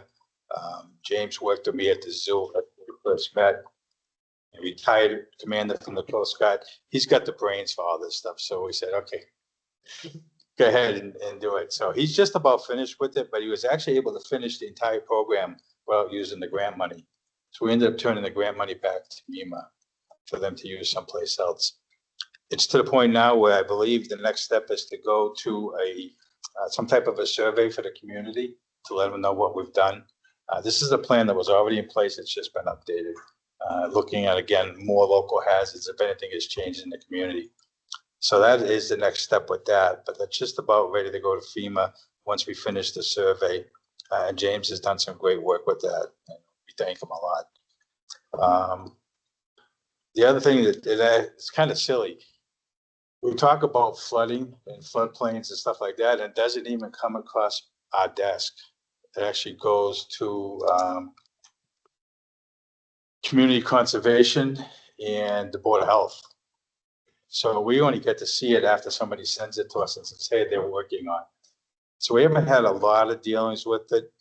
Obviously, as the town evolves and changes and we add more houses, things like that, where the water runoff goes changes. I noticed that in my house, and I live right here on Main Street. When I moved in, it was dry, and now my sump pump doesn't stop going off. So things change in town, but we constantly monitor that. We have a storage of sandbags if we need them. Right now, they're not full. They're just sitting at the fire station waiting to be filled if we should need them someday. And we monitor it. And again, like the chief said, any type of severe weather whatsoever, even the storm that's coming in for tomorrow. And we've already been getting alerts. We're already watching it. Again, my wife yells at me because when the weather comes on, I don't talk. I sit there and gotta listen to the weather. It's part of my job. Yeah. So we stay on that as much as possible. Should things become really, really bad and it's a localized event, then we have the resources of MEMA. If it's a statewide event, we got to be self-sufficient. So we've got to make sure we have a plan and what we need in place. And that's where we are right now. Yeah. Speaking of flooding, I mean, there's even stuff that we do that changes things. So if you know, the Blackstone Street area, like between Millville and Blackstone Street, you have that huge swamp area and there's all trees in there. Everybody's like, oh, why are there all trees in the swamp? Because that wasn't a swamp. That was a forest, like not even 10, 15 years ago. But we even do things that have changed. When Providence Road was redone, not Providence, or Blackstone Street was redone by the Blackstone line, the water, when it used to get too high, would go over the road and just keep going. So it would relieve some of that water while they build up the road. And here we are 15 years later, you have a swamp in between the two. So we try to monitor even what we're doing. Are we changing the landscape? Are we doing something as a town that's creating problems somewhere else? Because in that area, people had nice land there. Now there's literally, if you walk back, there is a big swamp back there now. And it's because of woodchucks. Behind your house. No. Yeah, I go for mine, yeah. Yeah. No, if it was because of the road, it's The not road. beavers that created it, it's just because of. The beavers aren't helping, but it started when the water couldn't go over the roads anymore. You remember when you used to work, there would be a point where there was 5 inches of water going over. Yeah, when it would you flood. had to be careful because sometimes it would wash out. Yeah. Cruise it would, right. So It's like a lake back there. when they built it up, there's if you go down there, there's no drainage pipes going through anywhere. So all of that water that used to flow into the other side, into Blackstone, and then go down, towards Blackstone and that huge trench off the 18th tower, the water is now trapped on the other side. So all the moisture is kept. So when they redid that road 20 years ago, 25 years ago, it was Allen at the time, but whoever engineered it didn't think about, well, yeah, it was flooding. Let's redo the road. But that was the relief for other parts of land that we never thought about. I think we're different now the way we plan things. Hopefully we want to do something like that, but I think there should have been drainage going to the other side, getting that water, continuing the path where it went. Because on one end, some people have land that's not usable anymore. And the other end, people are like, wow, I can build houses on this land now. It's all dry, so. Yeah, there are some areas in town, Hartford Avenue West of 3rd Street. The beaver dams used to back that up. That used to flood. And then when it would release, that stream goes right off the Route 16. So that would actually flood that whole area. And the poor gentleman that lives there, right at where the water runs by his house, his basement would get flooded all the time. And then the other area that we have to pay attention to is the Bellingham Street bridges, because that's on the Mill River, and that comes through Upton into Hopedale and into Mendon. It dumps into Spindleville Pond in Hopedale. If they have a release of water, which they can do, if the Spindleville Pond gets too high, they release the water. They let us know, because now that water is coming down. It's going under Hartford Avenue East, and then it's going under Bellingham Street over the bridges. Back in 2005, I think it was 2005, when we had those heavy October rains, those actually flooded out. There was over a foot of water over the bridge barriers themselves. Well, those bridges the water in the fall used to be, it was almost dried up. Yeah. And then when the beavers started back there and flooded everything in between, all the trees have died. And now it never drops. Well, it's something, we'll actually drive down when we know we're getting some heavy rains and some flooding, and just pay attention to it, measure how far it is away from the roadway, and start planning in case it does. I don't think it'll get washed out. And the way the river flows through there, it actually flows into an area that backs up, turns around and goes back down again. So it doesn't take much to fill that up and flood that roadway. So it's just And we something that constantly monitor. So even Providence Road, we haven't got rain in a while. And I know John goes down there and monitors it too, but I send the officers down there when we know what happens to that storm, and like, hey, just sit there for a while and watch it, because the problem, I think John talked about it, is it could be empty right now, but it's so dry that the water can't get absorbed by the soil. So now it's just gonna build up and it could wash it out again. And again, we don't want someone on it if something's happening. I'd rather close it down if it's getting close and have people figure it out, drive around, and then they can email you and we can have a meeting about it. But they had to go all the way around, but I don't want someone on that road if something happens, especially if we know about it. And we keep MEMA in the loop when we have, so like when we had to shut down Providence Street at the culvert there, we kept them in a loop in case we needed any type of emergency supplies from them, traffic signs, whatever it may be. So it's just a phone call to our local MEMA rep, hey, this is what's going on. We talk kind of kiddingly about the traffic on Route 16 right now, but they know what's going on in town just in case.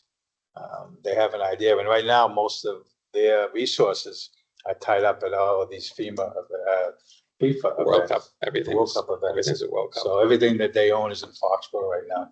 We can't even get details. So I couldn't even get equipment out of them if I wanted to, but they know what's going on. Yeah. So I guess we can kind of wrap it up with our current priorities that we're working on. So what we're currently working on, we have like a top 5. Our complete updates to the emergency response and continuously plans. We've been working on that to expand our EOC technology. So we want to work in the center that we have over there and make sure that we have everything that we can monitor in there. We're looking to expand with the zoo. We talked to them a little bit about it to see if we get remote cameras and a few other businesses. I think the main plan eventually will be to, hey, if you want us to have access to your cameras, we won't monitor them, and we'll do a release. We won't monitor them on a regular basis, see what your business is doing. But if you want to have a password and code that can be activated in an emergency, whether it's the Fine Line or Lowell's or whoever, it'd be nice to get that out. We're trying to, if we can build a database, so when something happens, we can activate it, then we have eyes in there. And if they have sound too, we have eyes and ears. That was the whole purpose of the school. We wanted to set that all up, but we wanted to make sure we took care of all the town stuff before we go offering it to everywhere else. But eventually we're going to need to, and I think we should, just so if something happens, we know what's going on in there. Barricaded person in there. We know where they are, if they have hostages, what they're doing, what part of the building they were on. And I think it'd be beneficial for the businesses too. But that's something we'll work later on with privacy, because I'm sure we're going to have to do some type of privacy contract that says, hey, we're not going to just monitor your videos. I mean, it could be a problem. We would probably be the only one that have access to it. I mean, we think of some of the businesses that are in town, no one should be monitoring what's going on in there. We don't want people monitoring what's going on in there on a regular basis. We want to increase emergency preparedness and outreach to residents. So that we're talking about social media, reaching out to businesses for the cameras, strengthen coordination with regional and state partners. I think regional, we're pretty good. State, we're actually pretty good too. We stay in touch with them on a regular basis. I actually sit on the EMP, Management Director Advisory Board for MEMA. I'm only one of 12 across the state. I'm the only deputy director that sits on the board. Everybody else is either a full-time director or police chief, fire chief. So I was asked a couple of years ago if I'd be interested in it, and I was grateful that they put me on the board. So it's nice because I get firsthand information of what's going on as far as emergency management goes, federal level all the way to local level. before everybody else does. And then we help shape the policies and procedures that MEMA puts out to other communities. So it's been over 2 years now that I've been on the board, and it's very helpful. I think it helps our community as well because I'm ahead of the game when it comes to stuff like that. So, And then the last thing we are making sure that we're gonna do on a regular basis is training, continue over training, different exercises, different things that we go to. We go to the main ones. We want to try to start doing incorporating our regional training with our local training, because we have some Chief Burke from Sandwich, he does some really good training. We went to hazmat training in Upton at the railroad. Did you even know there was a railroad station there? Did you guys know about that? Absolutely. Up the Stratford Railroad. Did you know there's an actual like serious depot there with serious chemicals, and it could be a major catastrophe for the regional area? I mean, BVT. yeah. So a lot of people don't even know that's there. Yeah, that's the main reason they were able to get back to business, right? Was Yeah. to move that material from up there down here, right? And then the trucks pick it up and move it out. So we've been there twice in the past year, and once we did a full training on it with the hazmat books. And I mean, it could be, I'm glad all the regional partners have trained together. It could be pretty serious there. And you don't realize how, Fire like does fire do most of the hazmat, or is that also police?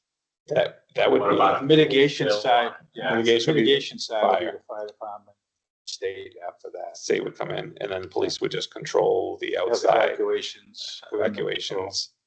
Yeah. Perimeter, secure the perimeters, and make sure we have all the proper equipment, because some of that stuff goes off. We were looking at the numbers on the sides of the containers. Some of that stuff is airborne. So like, we get people a mile or 2 mile away from that. So we can't even close the roads off anywhere near there. We'd have to close roads and roads back because it's airborne and can kill you.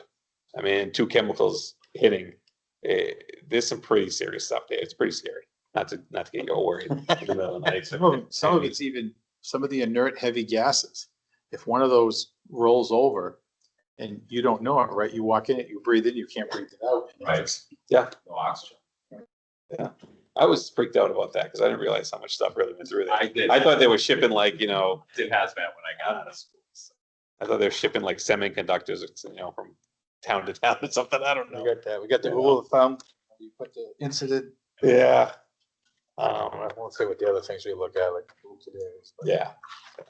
So that's our emergency management in a nutshell. I don't know if there's anything we didn't touch on that you'd like to talk about, any questions that you have from us. I think I appreciate the support you've given to emergency management. It used to be, just one of us, and putting a team together has been great.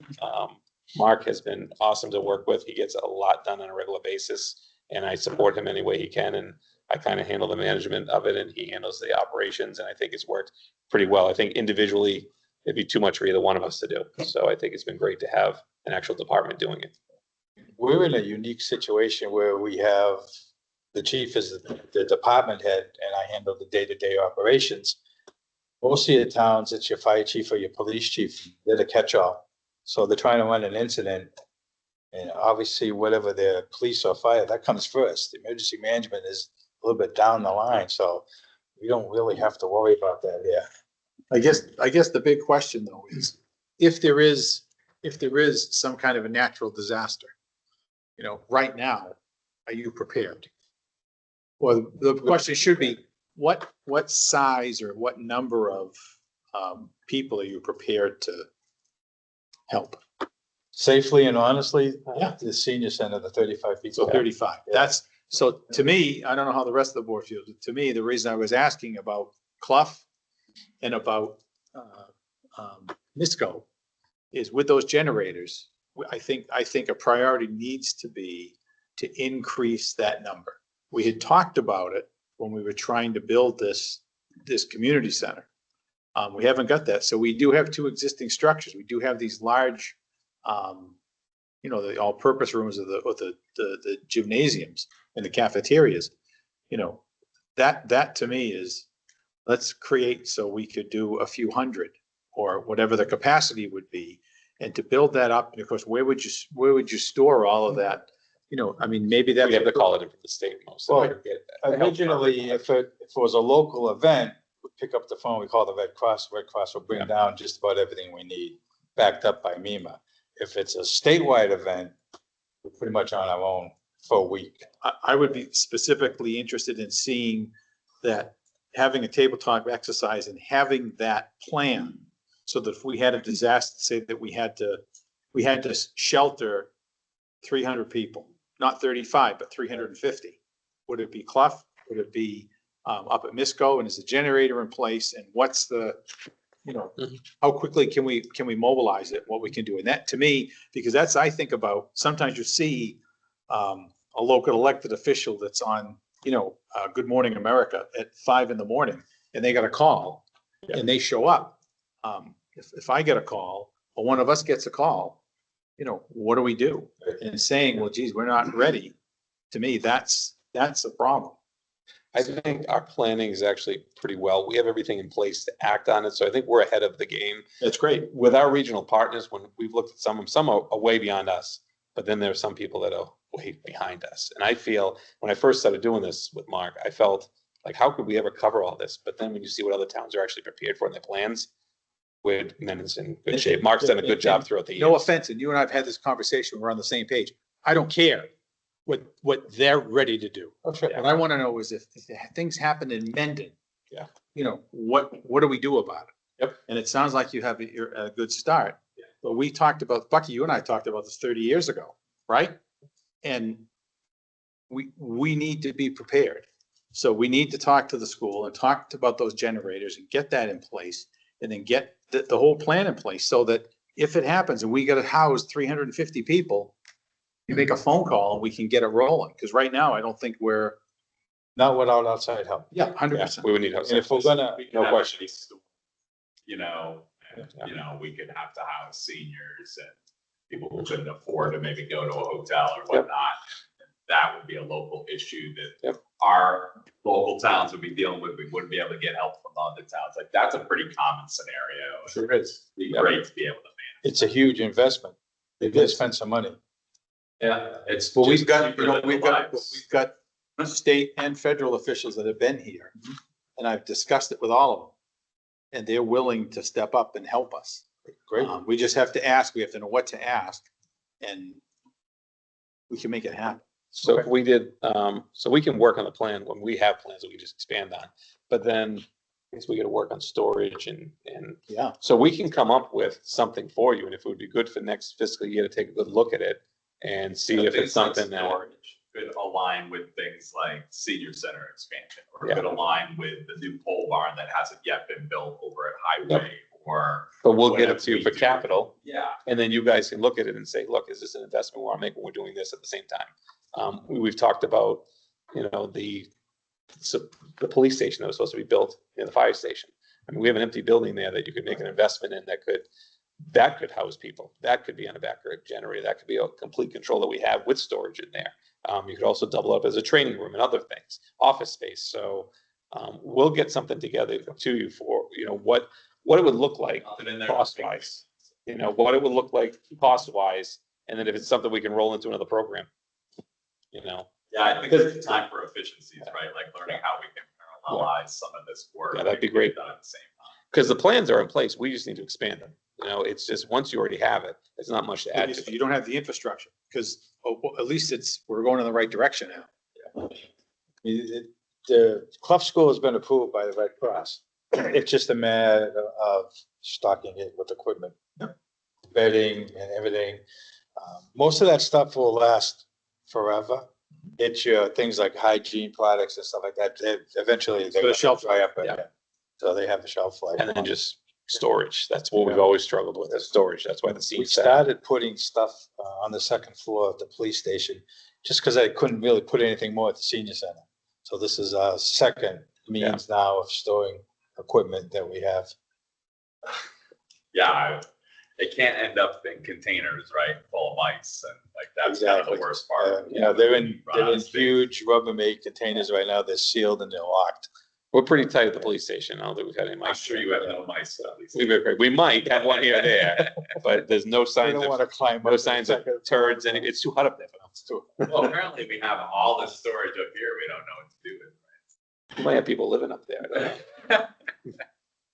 All right, well, No. thank you very much. Oh, you're welcome. Thank you. Anytime he wants to come back.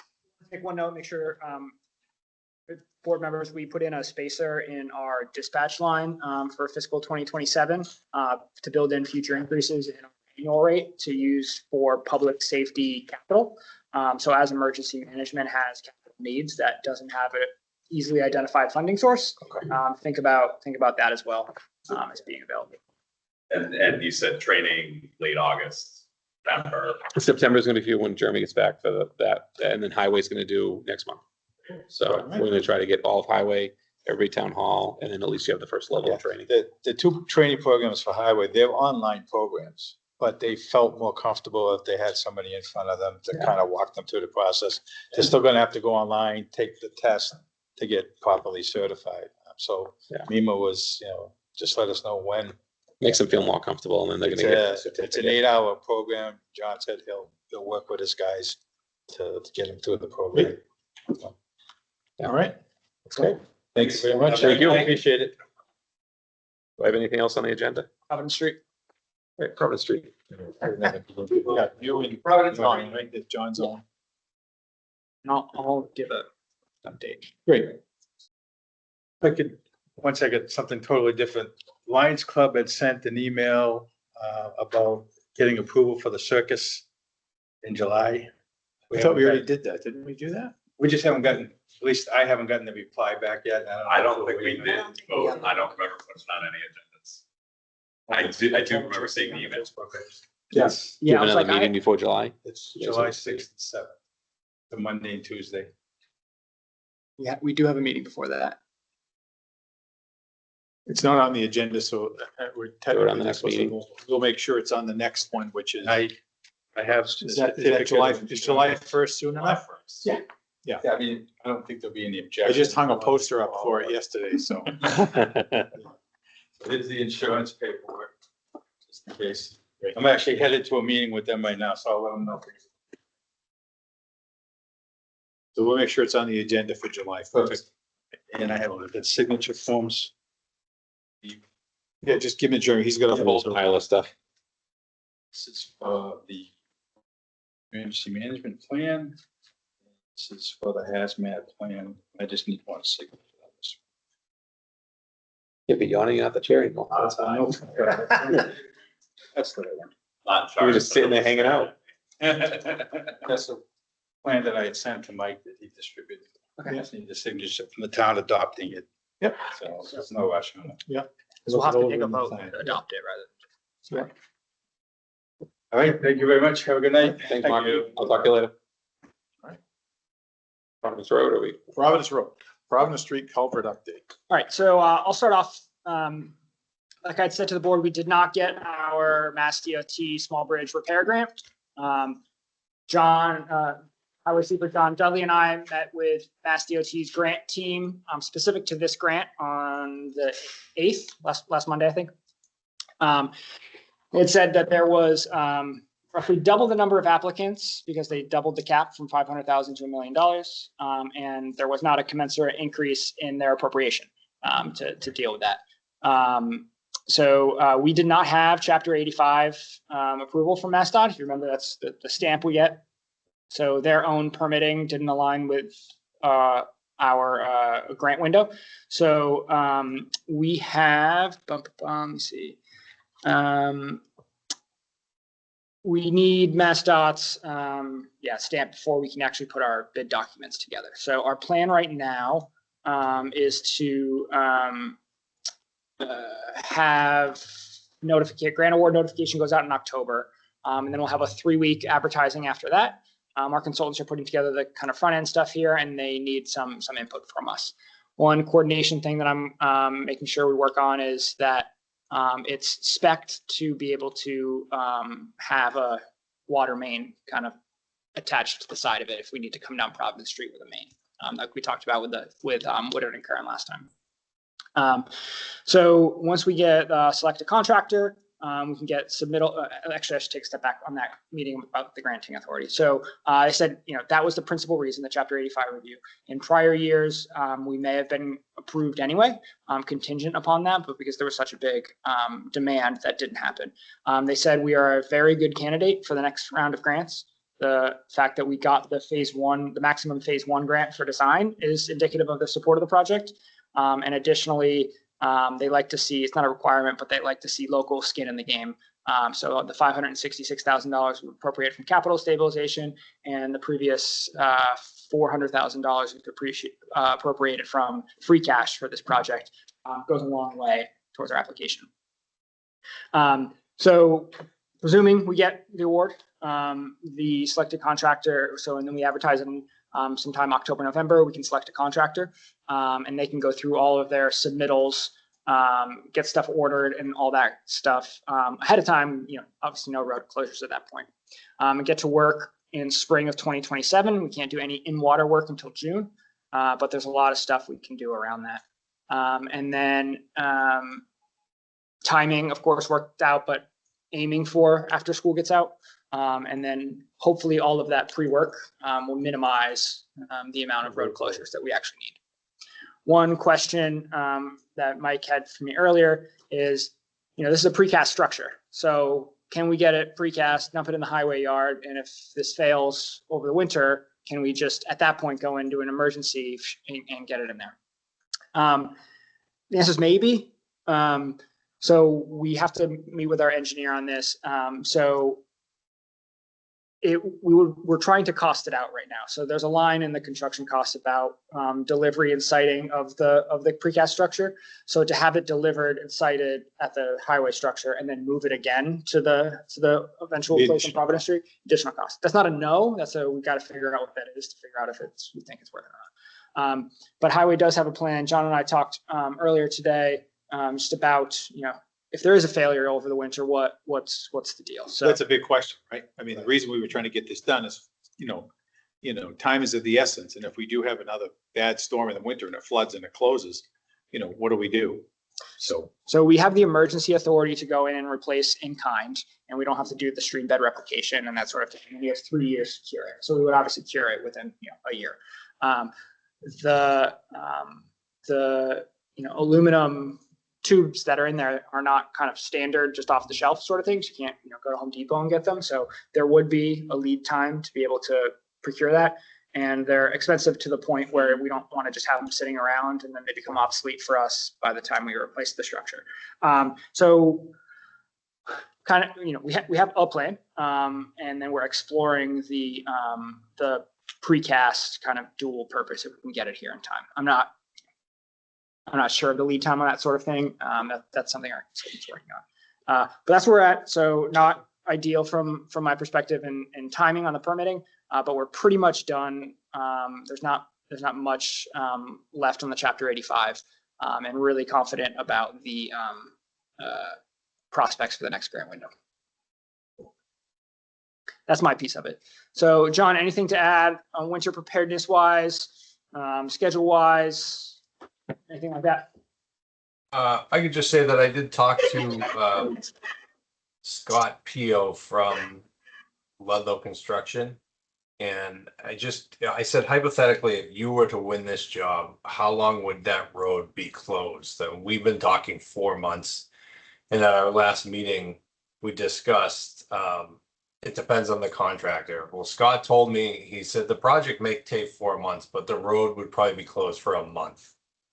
I don't want to put that out there as a timeline because it all depends on who the contractor is that wins the bid, but that's a reputable contractor that says it's a month to do that, not 4. So if we started next year, once school is out, assuming it would be closed for a month, we could actually get the whole thing done before the buses are running. Well, so we could start some of the work before school is out, as long as the road's not closed, and then we have that closed portion is end of June, July, and even if we run into August a little bit, if we get the right contractor, it's definitely possible to have it done and back open before school is back in session. Great news. Plausible. So speaking of schools and the plan, so Chief Kersey, at the direction of the board, has been working with Jay Beyer and schools to come up with, even though we're not doing it right now, to have a full off the shelf actionable plan for traffic. So Yeah, and we do. It's not much of a update from last time. We don't have anything finalized, but Jay and I have been working. We had, I don't know how many meetings together, along with the school resource officer, BVT, all the bus companies, even we reached out to Norfolk Aggie. So we have everything pretty much ready to go. So once, when the project's going to take place, we can execute that within a short amount of time, and short amount of time, days to a week. So Change like budget wise for your details. Do we need to add any more money to the project or? well, if we're looking at, it's going to be next fiscal year, I guess we would figure it out as we get closer and try to find a timeline. Yeah, so I think the estimates I gave you would still be appropriate if it really was closed 4 months, but if we get a contract turned in a month, it's gonna be significantly less. You're gonna let that roll to free cash or put that aside. And then the plan, depending on when it is, if we have a contractor, we may not even need an agreement with the school. We may just do a backup agreement that says, hey, if this somehow gets delayed, something happens, that, something falls apart and it's gonna run to the school year, this is our plan. The school bus companies are on board. I think I might call them if we know we're definitely not doing next year, so they don't go crazy rearranging all the bus schedules now, because that's what they were about to do. So if that's what the board's gonna go forward with it, we're looking at next year, I'll reach out to all the contacts I've made through this and make sure I relay that, so we keep a good relationship. I don't want them to do a lot of work for nothing, and then I approach them next year and they're mad at me because they did all the work for nothing. It's not for nothing. Well, it would be this year if they did it, and they move kids around, move schedules around. It affects a lot of people, and a lot of kids that take the bus. So I don't want to inadvertently make their life harder when it doesn't need to be for a year. But at least the relationship is there now, and we have everything built and a plan ready to go. So I don't know much more we can do that. I don't think you want anything signed right now because it's nothing to sign with them. Because, the plan looks different if it's September, October, November closer, rather than if it's just the first week of school or just the last week of school. Yeah. But all the legwork was done. I made a lot of people mad coming to the station a lot. Yeah, But it is what it is. it is what it is. At least we're prepared now. We did the work on this end, so we don't have to do it on the other end now. Exactly right. Think about all the free time they're gonna have. Yeah, exactly. And we feel good about it. We know what's gonna happen. So. Anything else? John, anything else? All right, gentlemen, thank you very much. Thank you. Right. Thanks for everything. Is that it for me for real now? That's it. For real, for real. Jeremy had asked me to update the Providence Culver website, so that should have the most relevant information on it. If it doesn't, Chief, sit back. How you doing? Yeah. Nice to see you tonight. I've got one thing on my transfers that I wanted to talk about. Okay. Sorry, I stepped on your toes on that one. Sure. Not at all. I was about to talk about year-end transfers, so. All right. So I addressed this memo to you all and then only sent it to select board. So sorry. Or only sent it to the finance committee. I I was gonna say, I was gonna say. nope. I know. And I went back to go open up this document from the emails, be like, I sent this on, and that only sent it to the finance committee. So I'm going to talk through it a little bit more in detail now. Apologize for that. So the first two things here are reserve fund transfers. That's something that FinCom approved last week. So those happen with just FinCom approval. They don't come to select board, but you should know about them.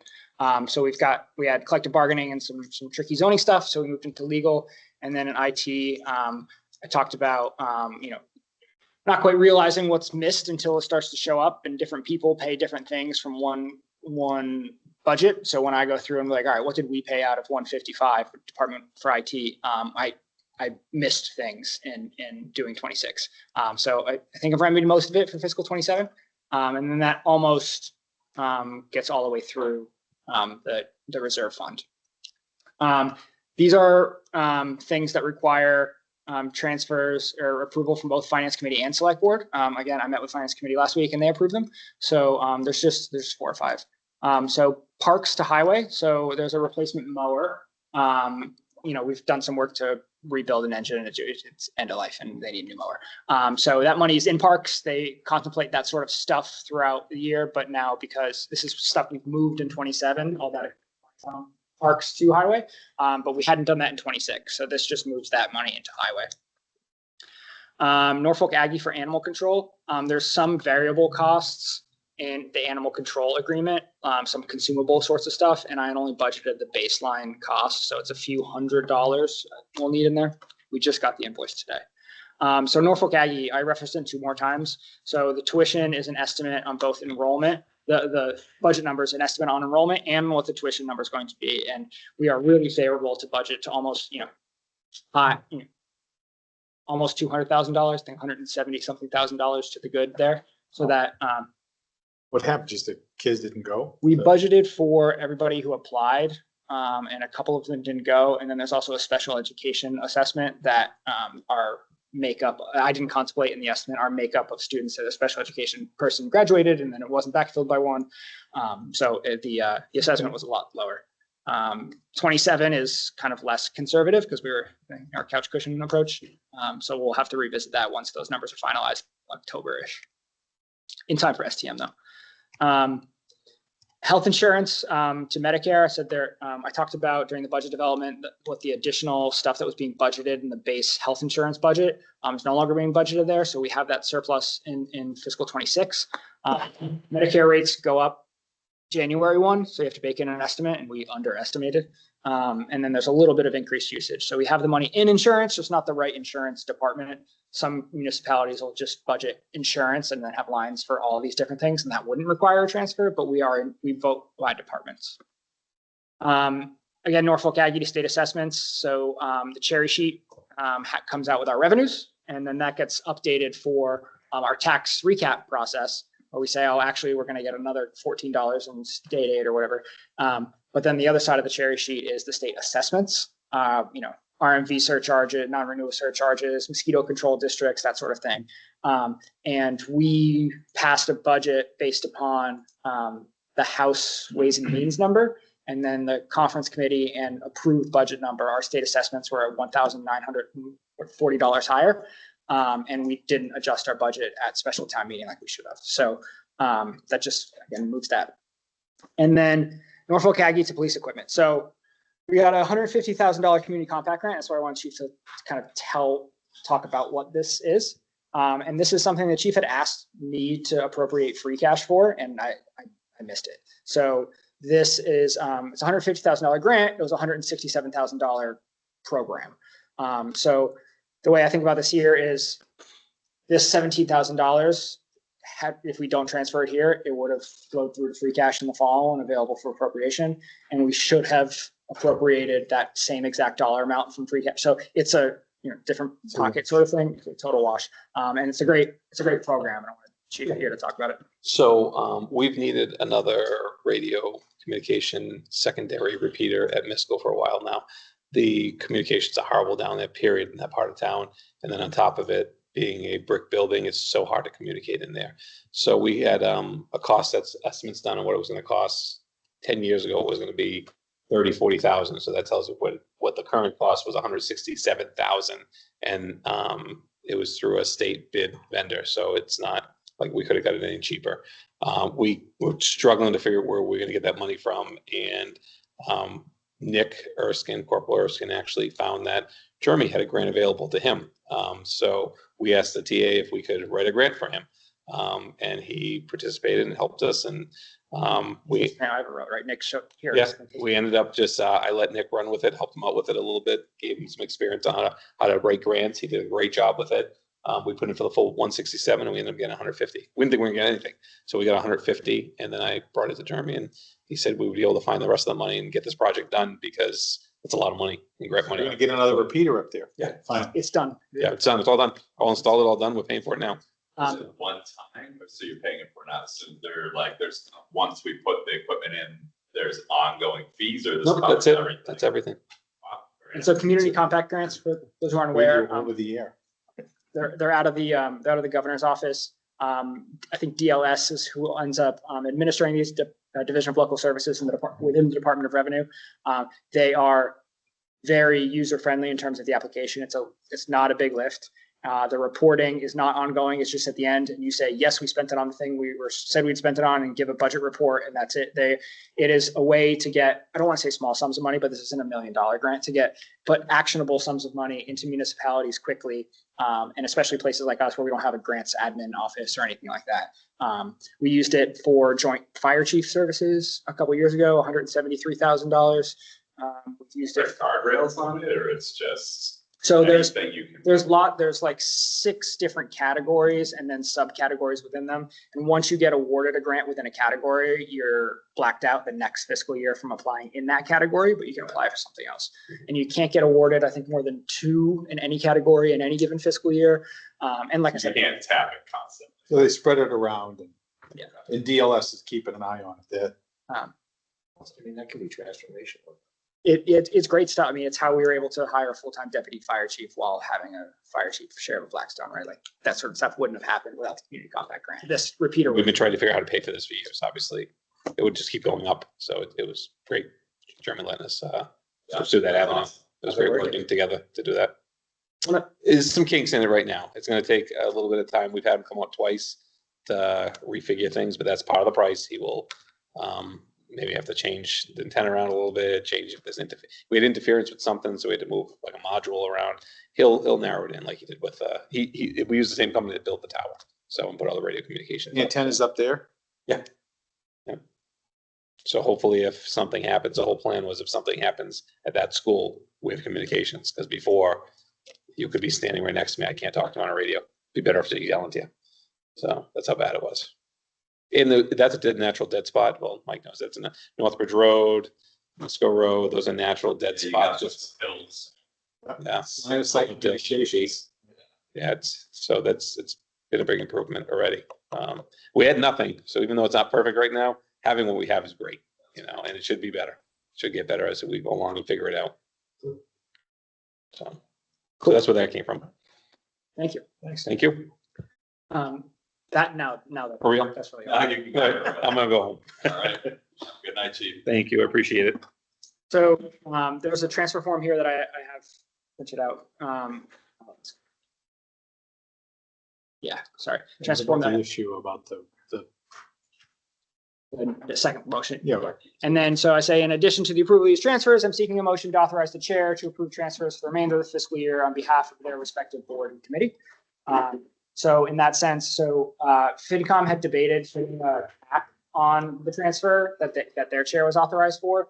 They ended up not putting a cap. There's only $7,000 in the reserve fund anyway, so that functions as a natural cap for that sort of transfer. And then these other sorts of transfers, it's already appropriated money. So you're just kind of trusting me that we don't need it out of the place where I'm taking it from to begin with. So I'm looking for 2 motions, one to approve the transfers as presented, and then additionally to authorize the chair to approve transfer for the remainder of the fiscal year. So I see one of them written here, but not the other. Or am I looking at the wrong? Yeah, none of them are written there. There isn't a motion there. I have a motion here for so there's, the first one is a motion to approve the fiscal year 2027 accounting service contract. Oh, that's the next one. Sorry. Yeah, so the motion's not on here. So it's kind of what I said. Yeah, you got it. I move to approve the year-end transfers as presented by the town administrator. Second. Any discussion? And can you just read the numbers one more time? So Certainly. Yeah, I'll put them. with that. Yep, I'll put them up, the actual transfer form up. So from park salaries, that's it's just where the largest surplus was within parks. Park salaries to highway capital equipment, $8,000 from Norfolk Agricultural School tuition to animal control contracted services, $1,000 from health insurance to Medicare, $11,000 from Norfolk Agricultural School to state assessments, $1,940. From Norfolk Agricultural School to police equipment, $17,655 and 15 cents. Right. So motion been made and seconded. All those in favor? Aye. Great. And then The second motion is to, for the board to authorize the chair to sign any transfer forms from now till the end of the year in place of the entire board. So Any discussion? All those in favor? Aye. excellent. Thank you. Right. Yeah, yes. Brian, my second week here, we had a Friday night meeting to approve these transfers because by statute, these transfers need to be made by July 15th. if we do approve one off cycle, can we just make sure we hear about it? 100%. Absolutely. Good point. All right. Let's move on to fiscal 27 accounting contracted services. Yep, so like I said, this is a continuation of our current vendor, Eric Kinshirf. Our accountants are who keeps our contracts, really, as a repository of our contracts to make sure we adhere to procurement guidelines. So they write a pretty good contract. So $62,400 for the year, which is $5,200 a month, up from $5,100 a month this year, up from $5,000 the year before. So pretty reasonable. Okay, that really good swag he brings to. So make sure you take Love those sticky notes. man. $5,200 worth of pens and papers. They are really good Post-it notes. So I use And then there's a thing here about $750 a day for an on-site visit. I've been here 2 years. I haven't requested a single one. And they build 2 into it. And all the terms that we care about. I asked him to add this last year and he kept it in. So I was just really appreciative that there is a exemption under Chapter B for contracts with certified public accountants. So we do not have to go out and do an RFP and competitively procure this under 30B. There is an exemption for it. So that's noted in the contract, just so when you pick this up cold, you say, why, where's the RFP for this? They don't need one. So that's it. It's the same services, same people, same everything. I would just say that Eric Kinshaw, a few years ago, had us in another local town, and he was not going to renew it for one of us. And I found out, I called him. I was actually in Florida. I was on the phone with him and convinced him not to abandon us, because it's such a great deal. He does such a good job. And it's just great that and again, he could gouge us, and he doesn't. Yeah, he's a super nice guy. He's the real deal. And I had a back and forth and an issue with one, right? Because he has staff accountants. He's not the guy doing the journal entries and stuff. I had a back and forth an issue, and I was pretty adamant I was right. I went to Eric. He solved it almost immediately. He said, "Okay, get it taken care of next week." So whenever there is issues, which are few and far between, they're really responsible. It's just an important service, and I want everyone to be comfortable with her. Are we looking for the motion?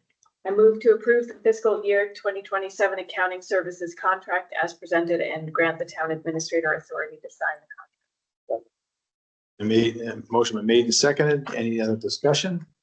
All those in favor? Aye. Thank you. And now we are down to town administrator report. Excellent. Discussion of potential RFP. Oh, yeah. Oh, sorry. I Yeah, missed that one too. yeah, I did. I just looked at it too. So this is a follow-up from the 6-4 meeting with the TAF trustees and Council on Aging about, suitability, suitability of town property for outside use. So Brendan, if you want to talk a little bit more about what you want. Yeah. So some of this is, is kicked off by a discussion about the rectory, basically. Like, you have an unused building, it's decaying, it's sitting there, it's not bringing any revenue, it's not doing the town any good. The question is, are there other suitable sites within the town that are in similar condition, like next door comes to mind? And is there any appetite from the board to explore looking at alternative uses for those, be it private, partnerships with a, local business, or an RFP, just a way to kind of revitalize those buildings. So that's the idea, and it's just a discussion. It's a great idea. Look at our options, the shell, down on Industrial Drive. I think it's a great idea to explore those options and see, we've already talked to council about the possible use of it at the rectory, So we have the framework from that discussion, right? We didn't execute it on the rectory, but we have, how we do it and what document council shared. I'm in favor. I think I suggested something similar a couple weeks ago. So I think as we discuss facilities going forward, there might be competing priorities for the second floor of the annex here. Mm-hmm. One thing that we've talked about in our Tuesday capital meetings with Council on Aging is if the demands is program space, does the food pantry need to be housed at the Mendon Senior Center? So the second story here, so long as we solve the accessibility issues, it was a positive replacement center for it. And then you have the, all of the basement as a whatever activity space the center needs. Yeah, and that's a first floor walk in off the street. Yeah. Yeah. Yeah, because it's right. It's below grade from the street. Yeah, you're right. So I took this as kind of just a charge for me and staff to say, all right, let's think about what our options are here to be able to bring something back to select board. And then this to be a forum to say what ideas you all have of specific places. Put a donut shop in one of those windows downstairs. All right. Any other discussion about that before we move on to the? I mean, what about the buildings that are on conservation? Like, what am I thinking about? The house, up on Providence or like You mean, stuff like that. you mean the one that was bought, the paddock paddock property, right? property? Oh, Yeah, paddock, that- I Providence and Hartford. That was We just- bought, so they're- We just allocated CPA Yeah, we money just allocated money Pretty tight. to fix the septic. But that was always supposed to be affordable housing, so that is kind of earmarked for that. There still is a plan to come up with all of the buildings, right? Of all the different town-owned lands, so we can see exactly. Right, and they're gonna take down that barn, like stuff like that, like what building, like what maybe the 5-year horizon on some of this stuff looks like. Yeah. Because I'm sure people have ideas. Yeah, I think that makes sense. And even like something like the Boy Scout camp on the town land. There's a building there like that could be. Yeah, the cabin. Yeah, the cabin. That sounds like something for our goal discussion. Yeah, That they revisit it there and. because they refreshed that building, put windows in it, now it just sits there. Right. So, I mean, it's not a and there's big no- building, but And there's no mechanism to like, if someone wanted to rent it. no, they'd have to come here and we'd have to make it up. Yeah. So. Could be an asset and it's not. More to come from staff work wise on that, but yeah, we'll take that as a. Okay. As long as everyone is on the same page. All right. If there's no objection, we'll go on to town administrator's report. All right, I'm going to go through some of these rapid fire. There's kind of a long list here, but then 2 or 3 I'll dive into. So today was our employee appreciation event. So thank you, employees. Spent an hour or two at fire. Staff rotated through. John Dudley cooked burgers and hot dogs and sandwiches and stuff. So it was really nice. And while we were there, fire got simultaneous calls and they were toned out twice. And as I was showing some staff the Shell building back there, police got a call, a hit and run that came from Hopedale into Mendon, and they both dropped their sandwiches and took off running to their cars. So it was a good illustration, I think, for staff about, how different a lot of our days are than from some of our peers. And then everybody came back and it's great and they're fine. But yeah, it was, we made sure we didn't set up in front of the apparatus bay or anything for that. I sent around an intermunicipal, and so just thanks to Kat, Jen, and John Dudley, who did most of the setup and the organizing and all that. We had an ice cream truck. It was great. He had his 2-year-old daughter in the ice cream truck. Everyone loved it. I sent around an IMA, intermunicipal agreement. We have administratively merged MEC, our emergency dispatch, with SEMREC, the 4-town one based out of Foxborough. What that means is we have a shared executive director for at least 1 year, up to 3 years, and pay a service fee to SEMREC to do that as we work on merging our operational systems and work on applying for state grants to merge all that. If that's the case, it will be moved to the SEMREC building. And this is 5+ years in the working. This is a lot of legwork between the two organizations. Maybe not 5, but 3+ years working. It predates my tenure here. The center would be physically moved to Foxborough, to SEMREC's, which is 100 High Rock Road. If you've never been and would like a tour, let me know. We affectionately call it the spaceship. It's a great place. It's a former AT&T relay building in the middle of the woods. So when we talk about barbed wire, secured access sort of thing. So when we talk about the dispatch center here being bomb proof and whatnot, this literally has a bomb shelter in it. So it's a great facility. High Rock in what, Northbridge or? In Foxborough. Foxborough, yeah. It's 2 miles from where we're at right now. we're from where the Norfolk Center is right now. I think I've Yeah, seen we need to that. go check that out. Yeah. Let's take a field trip After the World Cup, after the World Cup. Yeah. they're a little strung out right now. Jeremy, I don't think I've seen that email. From you. Just. Could be wrong.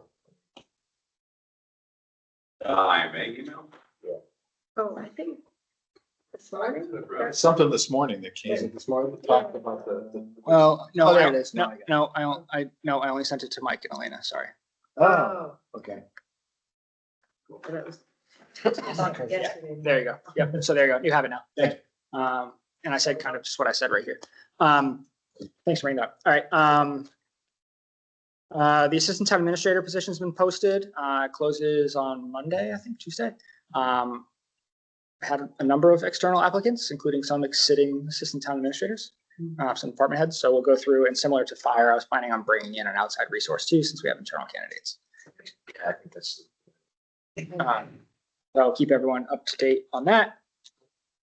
One of my things was the evacuation plan and continuity plan for elections, but Mark Pacino brought that up already. The town clerk wanted to let you all know that she had worked with emergency management to come up with these plans, shared them with me in my monthly meeting earlier this week. I got a request from Blackstone. I have to figure this out, but I requested from Blackstone to access one of the property that they own through Mendon to come down. So I'm just trying to figure that out. Literally just got it today. So in case you get any questions from Blackstone about that is not, they want to access it through Pine Needle Drive and then don't address a parcel specifically. So that's what I'm trying to figure out. Like, what are you? So I guess something Right to do behind with the power station. The power station? Yeah. It's for water. It's for, they've identified a water source. So yeah, right behind the water station. Sting, Is it very maybe close because to we the drilled water first. source? Yeah. Well, we actually, that's, remember we said years ago, they did the other side? Right. That's what we did. That's right. Okay. So It's a different aquifer, right? oh, yes. It's weird. The letter's dated the 3rd. It's postmarked the 9th. We got it this morning. So that's why I wanted to bring it up. Like in case you get, right. So in case you all get like where, why isn't there any movement on this? Like I just got it. They could have just walked over. Yeah, it's not even certified, right? And it's just a letter. So paving Hartford Ave East. So I posted about it on Facebook earlier today. So our contractor for milling and paving, for milling and paving, for fiscal 27, the contract actually started June 1st. So it's under contract now. Is also the state contractor for the intersection improvements at 140 and Hartford Avenue East. So they were just there. And they're doing overnight work tonight. And so rather than just mill the intersection, they're like, we can mill down to the Bellingham line for you. Awesome. So, That seems. yeah, so that solves a problem for us, and that the detour is a little, less straightforward than the other part of on the other side of 140. So for the detour to be, 8 hours overnight rather than 8 hours in the middle of the day is just great. So it started 45 minutes ago, and it'll be the same tomorrow. I'm the only one who goes home that night. What time is it done in the morning? 4 a.m. Oh, good. And so they're just milling it tonight and tomorrow. They're going to, They pushed out the corner too. Yeah, they did. It's for the trucks. Yeah. yeah. So I presume that's the schedule, and then they'll come through with a top coat. I think it'll just be your binder course for a little bit, and then they'll come through top coating both Bellingham Street and Hartford Ave, that section later on. Yeah. And then we'll do the rest of Hartford Avenue East. Still trying to line it up in conjunction with the intersection improvements, but John Dudley and I both decided we've waited so long that this year we're going to do it in the 2026 season. Route 16, we get continual updates from DOT on what's going on when, minimizing one lane travel as much as possible. Sometimes it's inevitable sometimes. They're doing all right today. I drove through there. And then good. People are, It's a lot. yeah, and it's going, it's not always going to be like this, but it's going to be something for a long time. So we have details, have been finding it difficult to fill these details. Sometimes we have 10 and 12 details a day. So bringing in folks from other communities, appointed a number of firefighters as traffic constables after they go through their class and all that with the police department.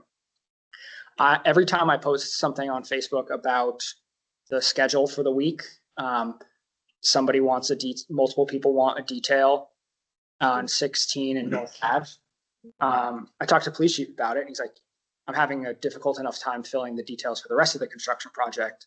So to have a detail just for a few, like, an hour in the morning, an hour in the afternoon is difficult. Not sure, fill it with overtime. He doesn't want to pull someone off the road to do that sort of stuff. Is that to like get rid of the traffic light and then just have a police officer moving traffic through there? You bring up a great point, because I'm not in favor of that.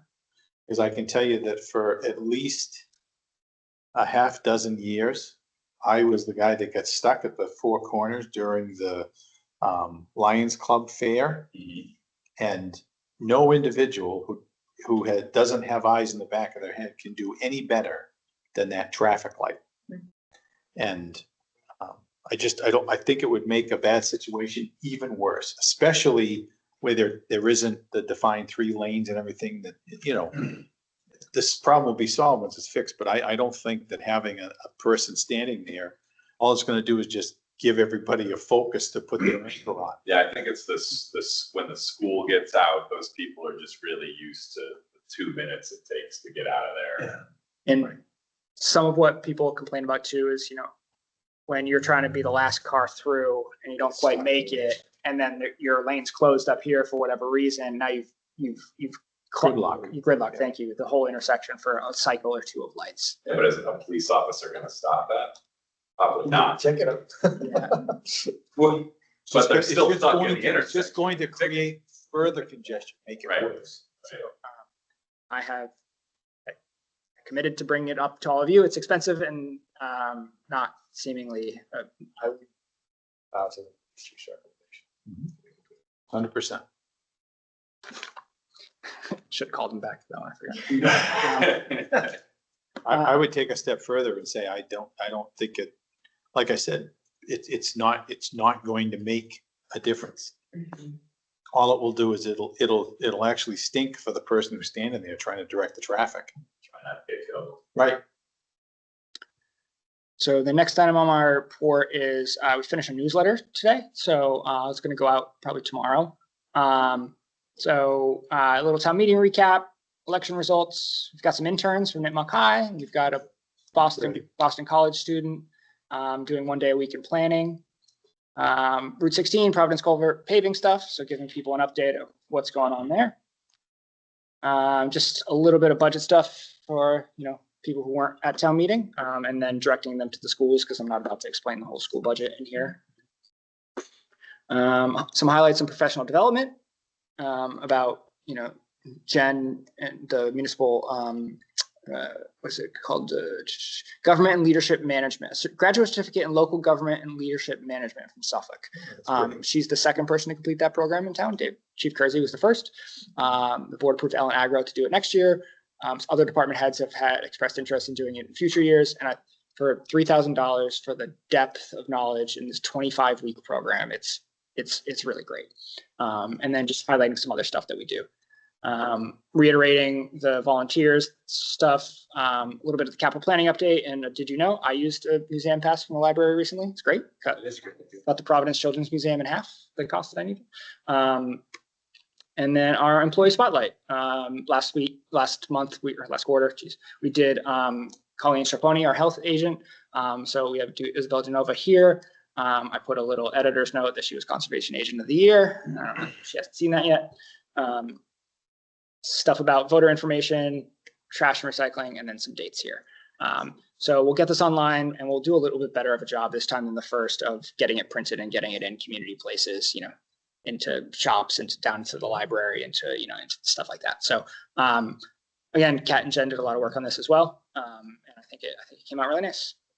It's very good. Really Good. Yeah, what would be the cost to do the same thing that the senior center does and sends out their newsletter in the mail? I hadn't looked into it yet. I wanted to make sure we could sustain the momentum of actually getting it out every quarter before I sent it and then it just stopped. It just died in the. I mean, I know it's counterproductive based on our website and everything else, but I think a lot of people just to be able to pick something up like that, and especially where there's no longer a newspaper that comes out. Maybe we could make it opt-in. Send a postcard, say it's, scan here, go here to sign up, and then we can send it to those people. Because a postcard's cheap to send it. Yeah, I think it's an opt-in system where it's then the people who don't want to get it, we don't have to pay for that. Right. And we're not giving them something else to throw in the round file. Yeah. What's a postcard, like 10 cents or something like? And when you do the every door direct, you can do How much does it cost to send out the warrant? Because I know under that's $2,000. under two.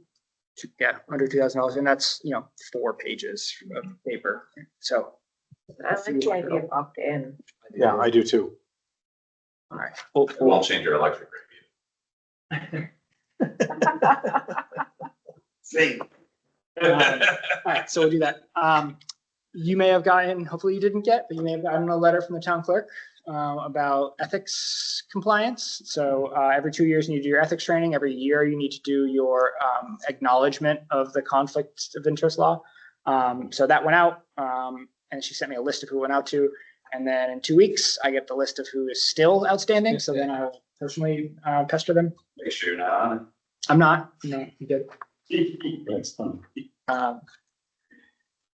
And we've had some, referrals to ethics committee for guidance on stuff recently. So this is important. With appointed folks, you can, bring the hammer down on them and, remove them from office should they, but we have some, we have some elected folks who have consistently, we have an elected person who's never logged in. And there's not really a lot we can do about that. Report them to ethics, but that's about it. Report them to ethics. We recently did a custodial services RFP, so we got those responses back. This is one of those things that doesn't look like it's in a breach of 30B. We don't have a few $100s of the town over the course of the year. We're paying over $10,000 for a single service, so you have to competitively procure that. So facilities coordinator Dan Byer went out and did that. We just got responses back today, I think yesterday. So we're evaluating those. Our current vendor did submit a response. So that's good. Town meeting approved $17,000, I think, $14,000 for electronic codification of our bylaws, general and zoning bylaws. So town clerk Alan Agro and town planner Dylan Lindholm worked on an RFP, and I worked with him for the last week, and we got that posted today. So that'll be out for 2 weeks, and we'll have hopefully have a vendor on board. Walked around the Shell building today a little bit, talked about plans for that. We'll have some sort of, at 8 Morse Drive, we'll have some sort of proposal to bring to Capitol in this board in the coming weeks or months. Right now, I would love if we can get it to be a functional, usable space for training conference sort of room, but then also it would function as we talked about earlier, a continuity thing for office space that we need, because if something happens to this building, if a tornado comes through here, right, I can't go work in the police station. It would also, it's a big enough space to get elections out of the middle school and have it in a civil space. Should we, let's do it right. And then there's also a garage that we posit to have a small workshop for the grounds crew to fix small engines and things like that. Because right now they're doing it over by the beach, and that's, the lighting is terrible. And I mean, there is some stuff that we store up there, but it's literally on mounds of dirt, and it's not weather tight and stuff. So we're going to get orders of magnitude drilled down a little bit more, but I'd love to make it usable space. Submitted the SAFER grant, which is for additional firefighter staff. It's a 3-year kind of step down of support. They've reduced the level, like Chief Kersey was talking about, federal grants tightening out. They've reduced the level of support. But we applied for it and submitted for it today. The fire chief, promised the board he would when you supported adding the additional positions. And then we'll have more on this at a July meeting, but I met with Joanne Lamoth from the Cultural Council about the Declaration of Independence mock signing today. Again, we'll do a big push out. August 2nd at 12:30 to 1:30, we've got some trolley rides, 2 different rides with Mendon historians talking about stuff. The Amadon Inn is going to be open and have some period piece stuff in there. And then at 2:45, walk over here. We're going to shut down here, have some seats, reading of the Declaration.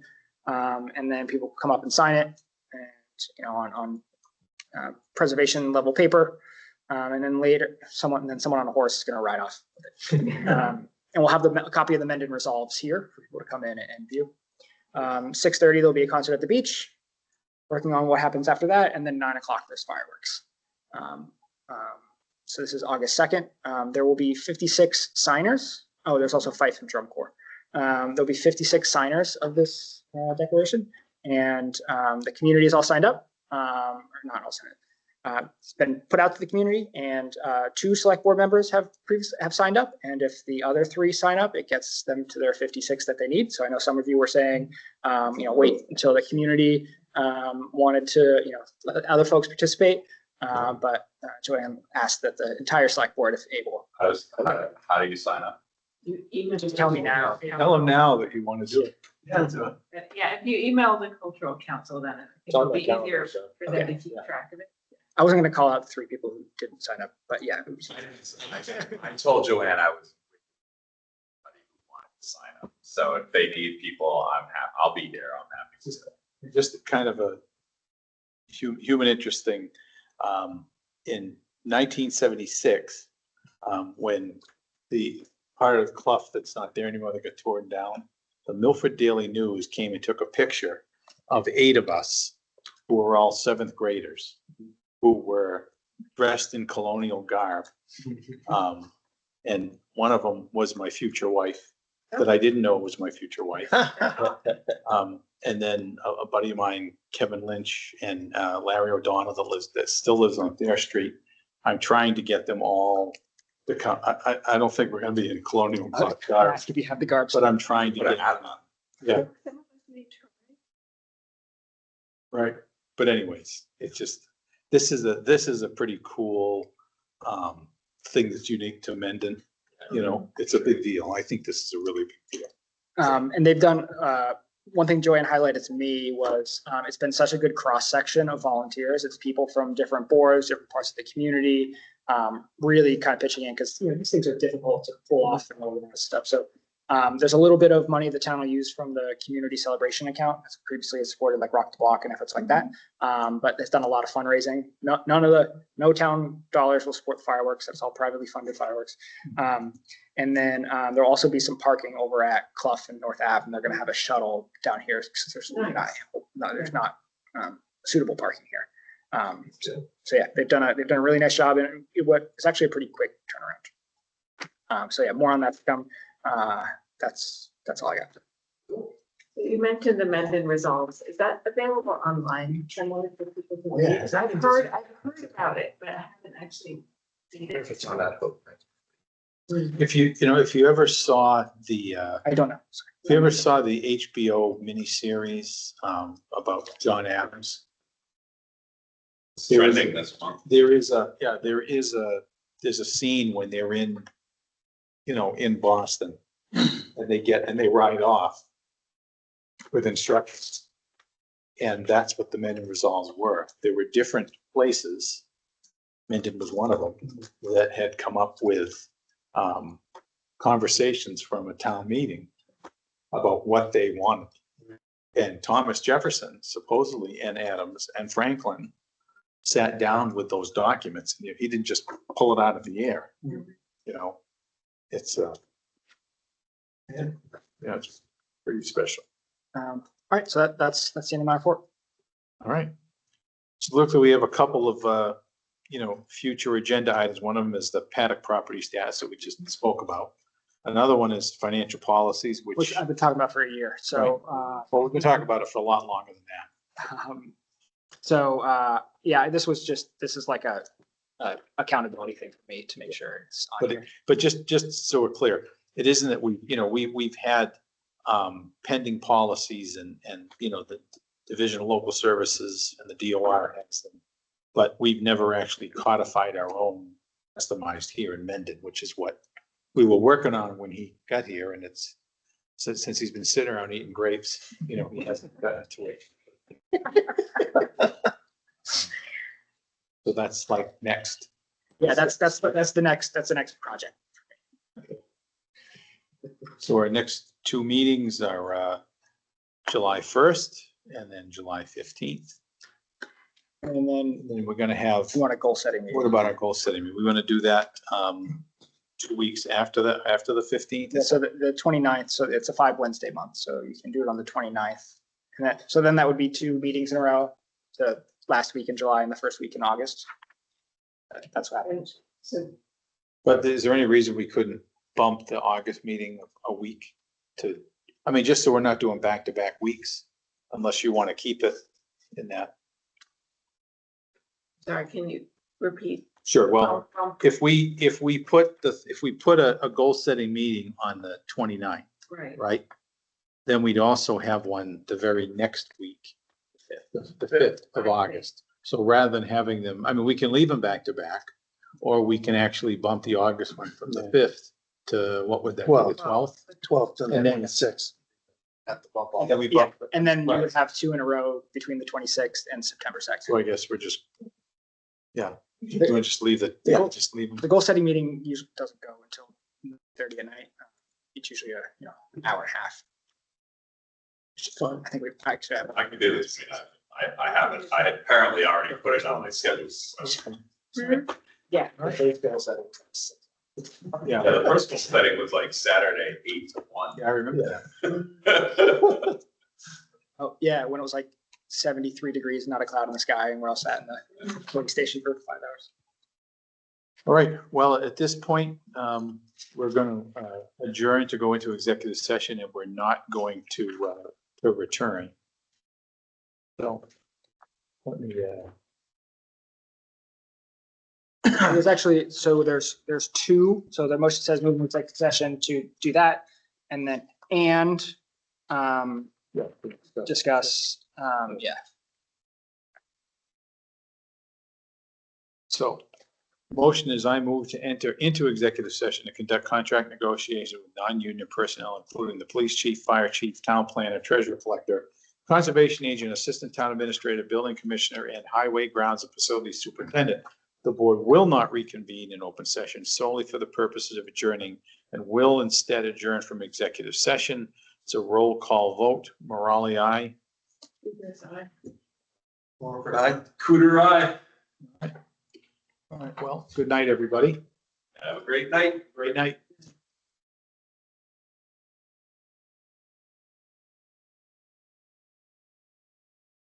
There you go.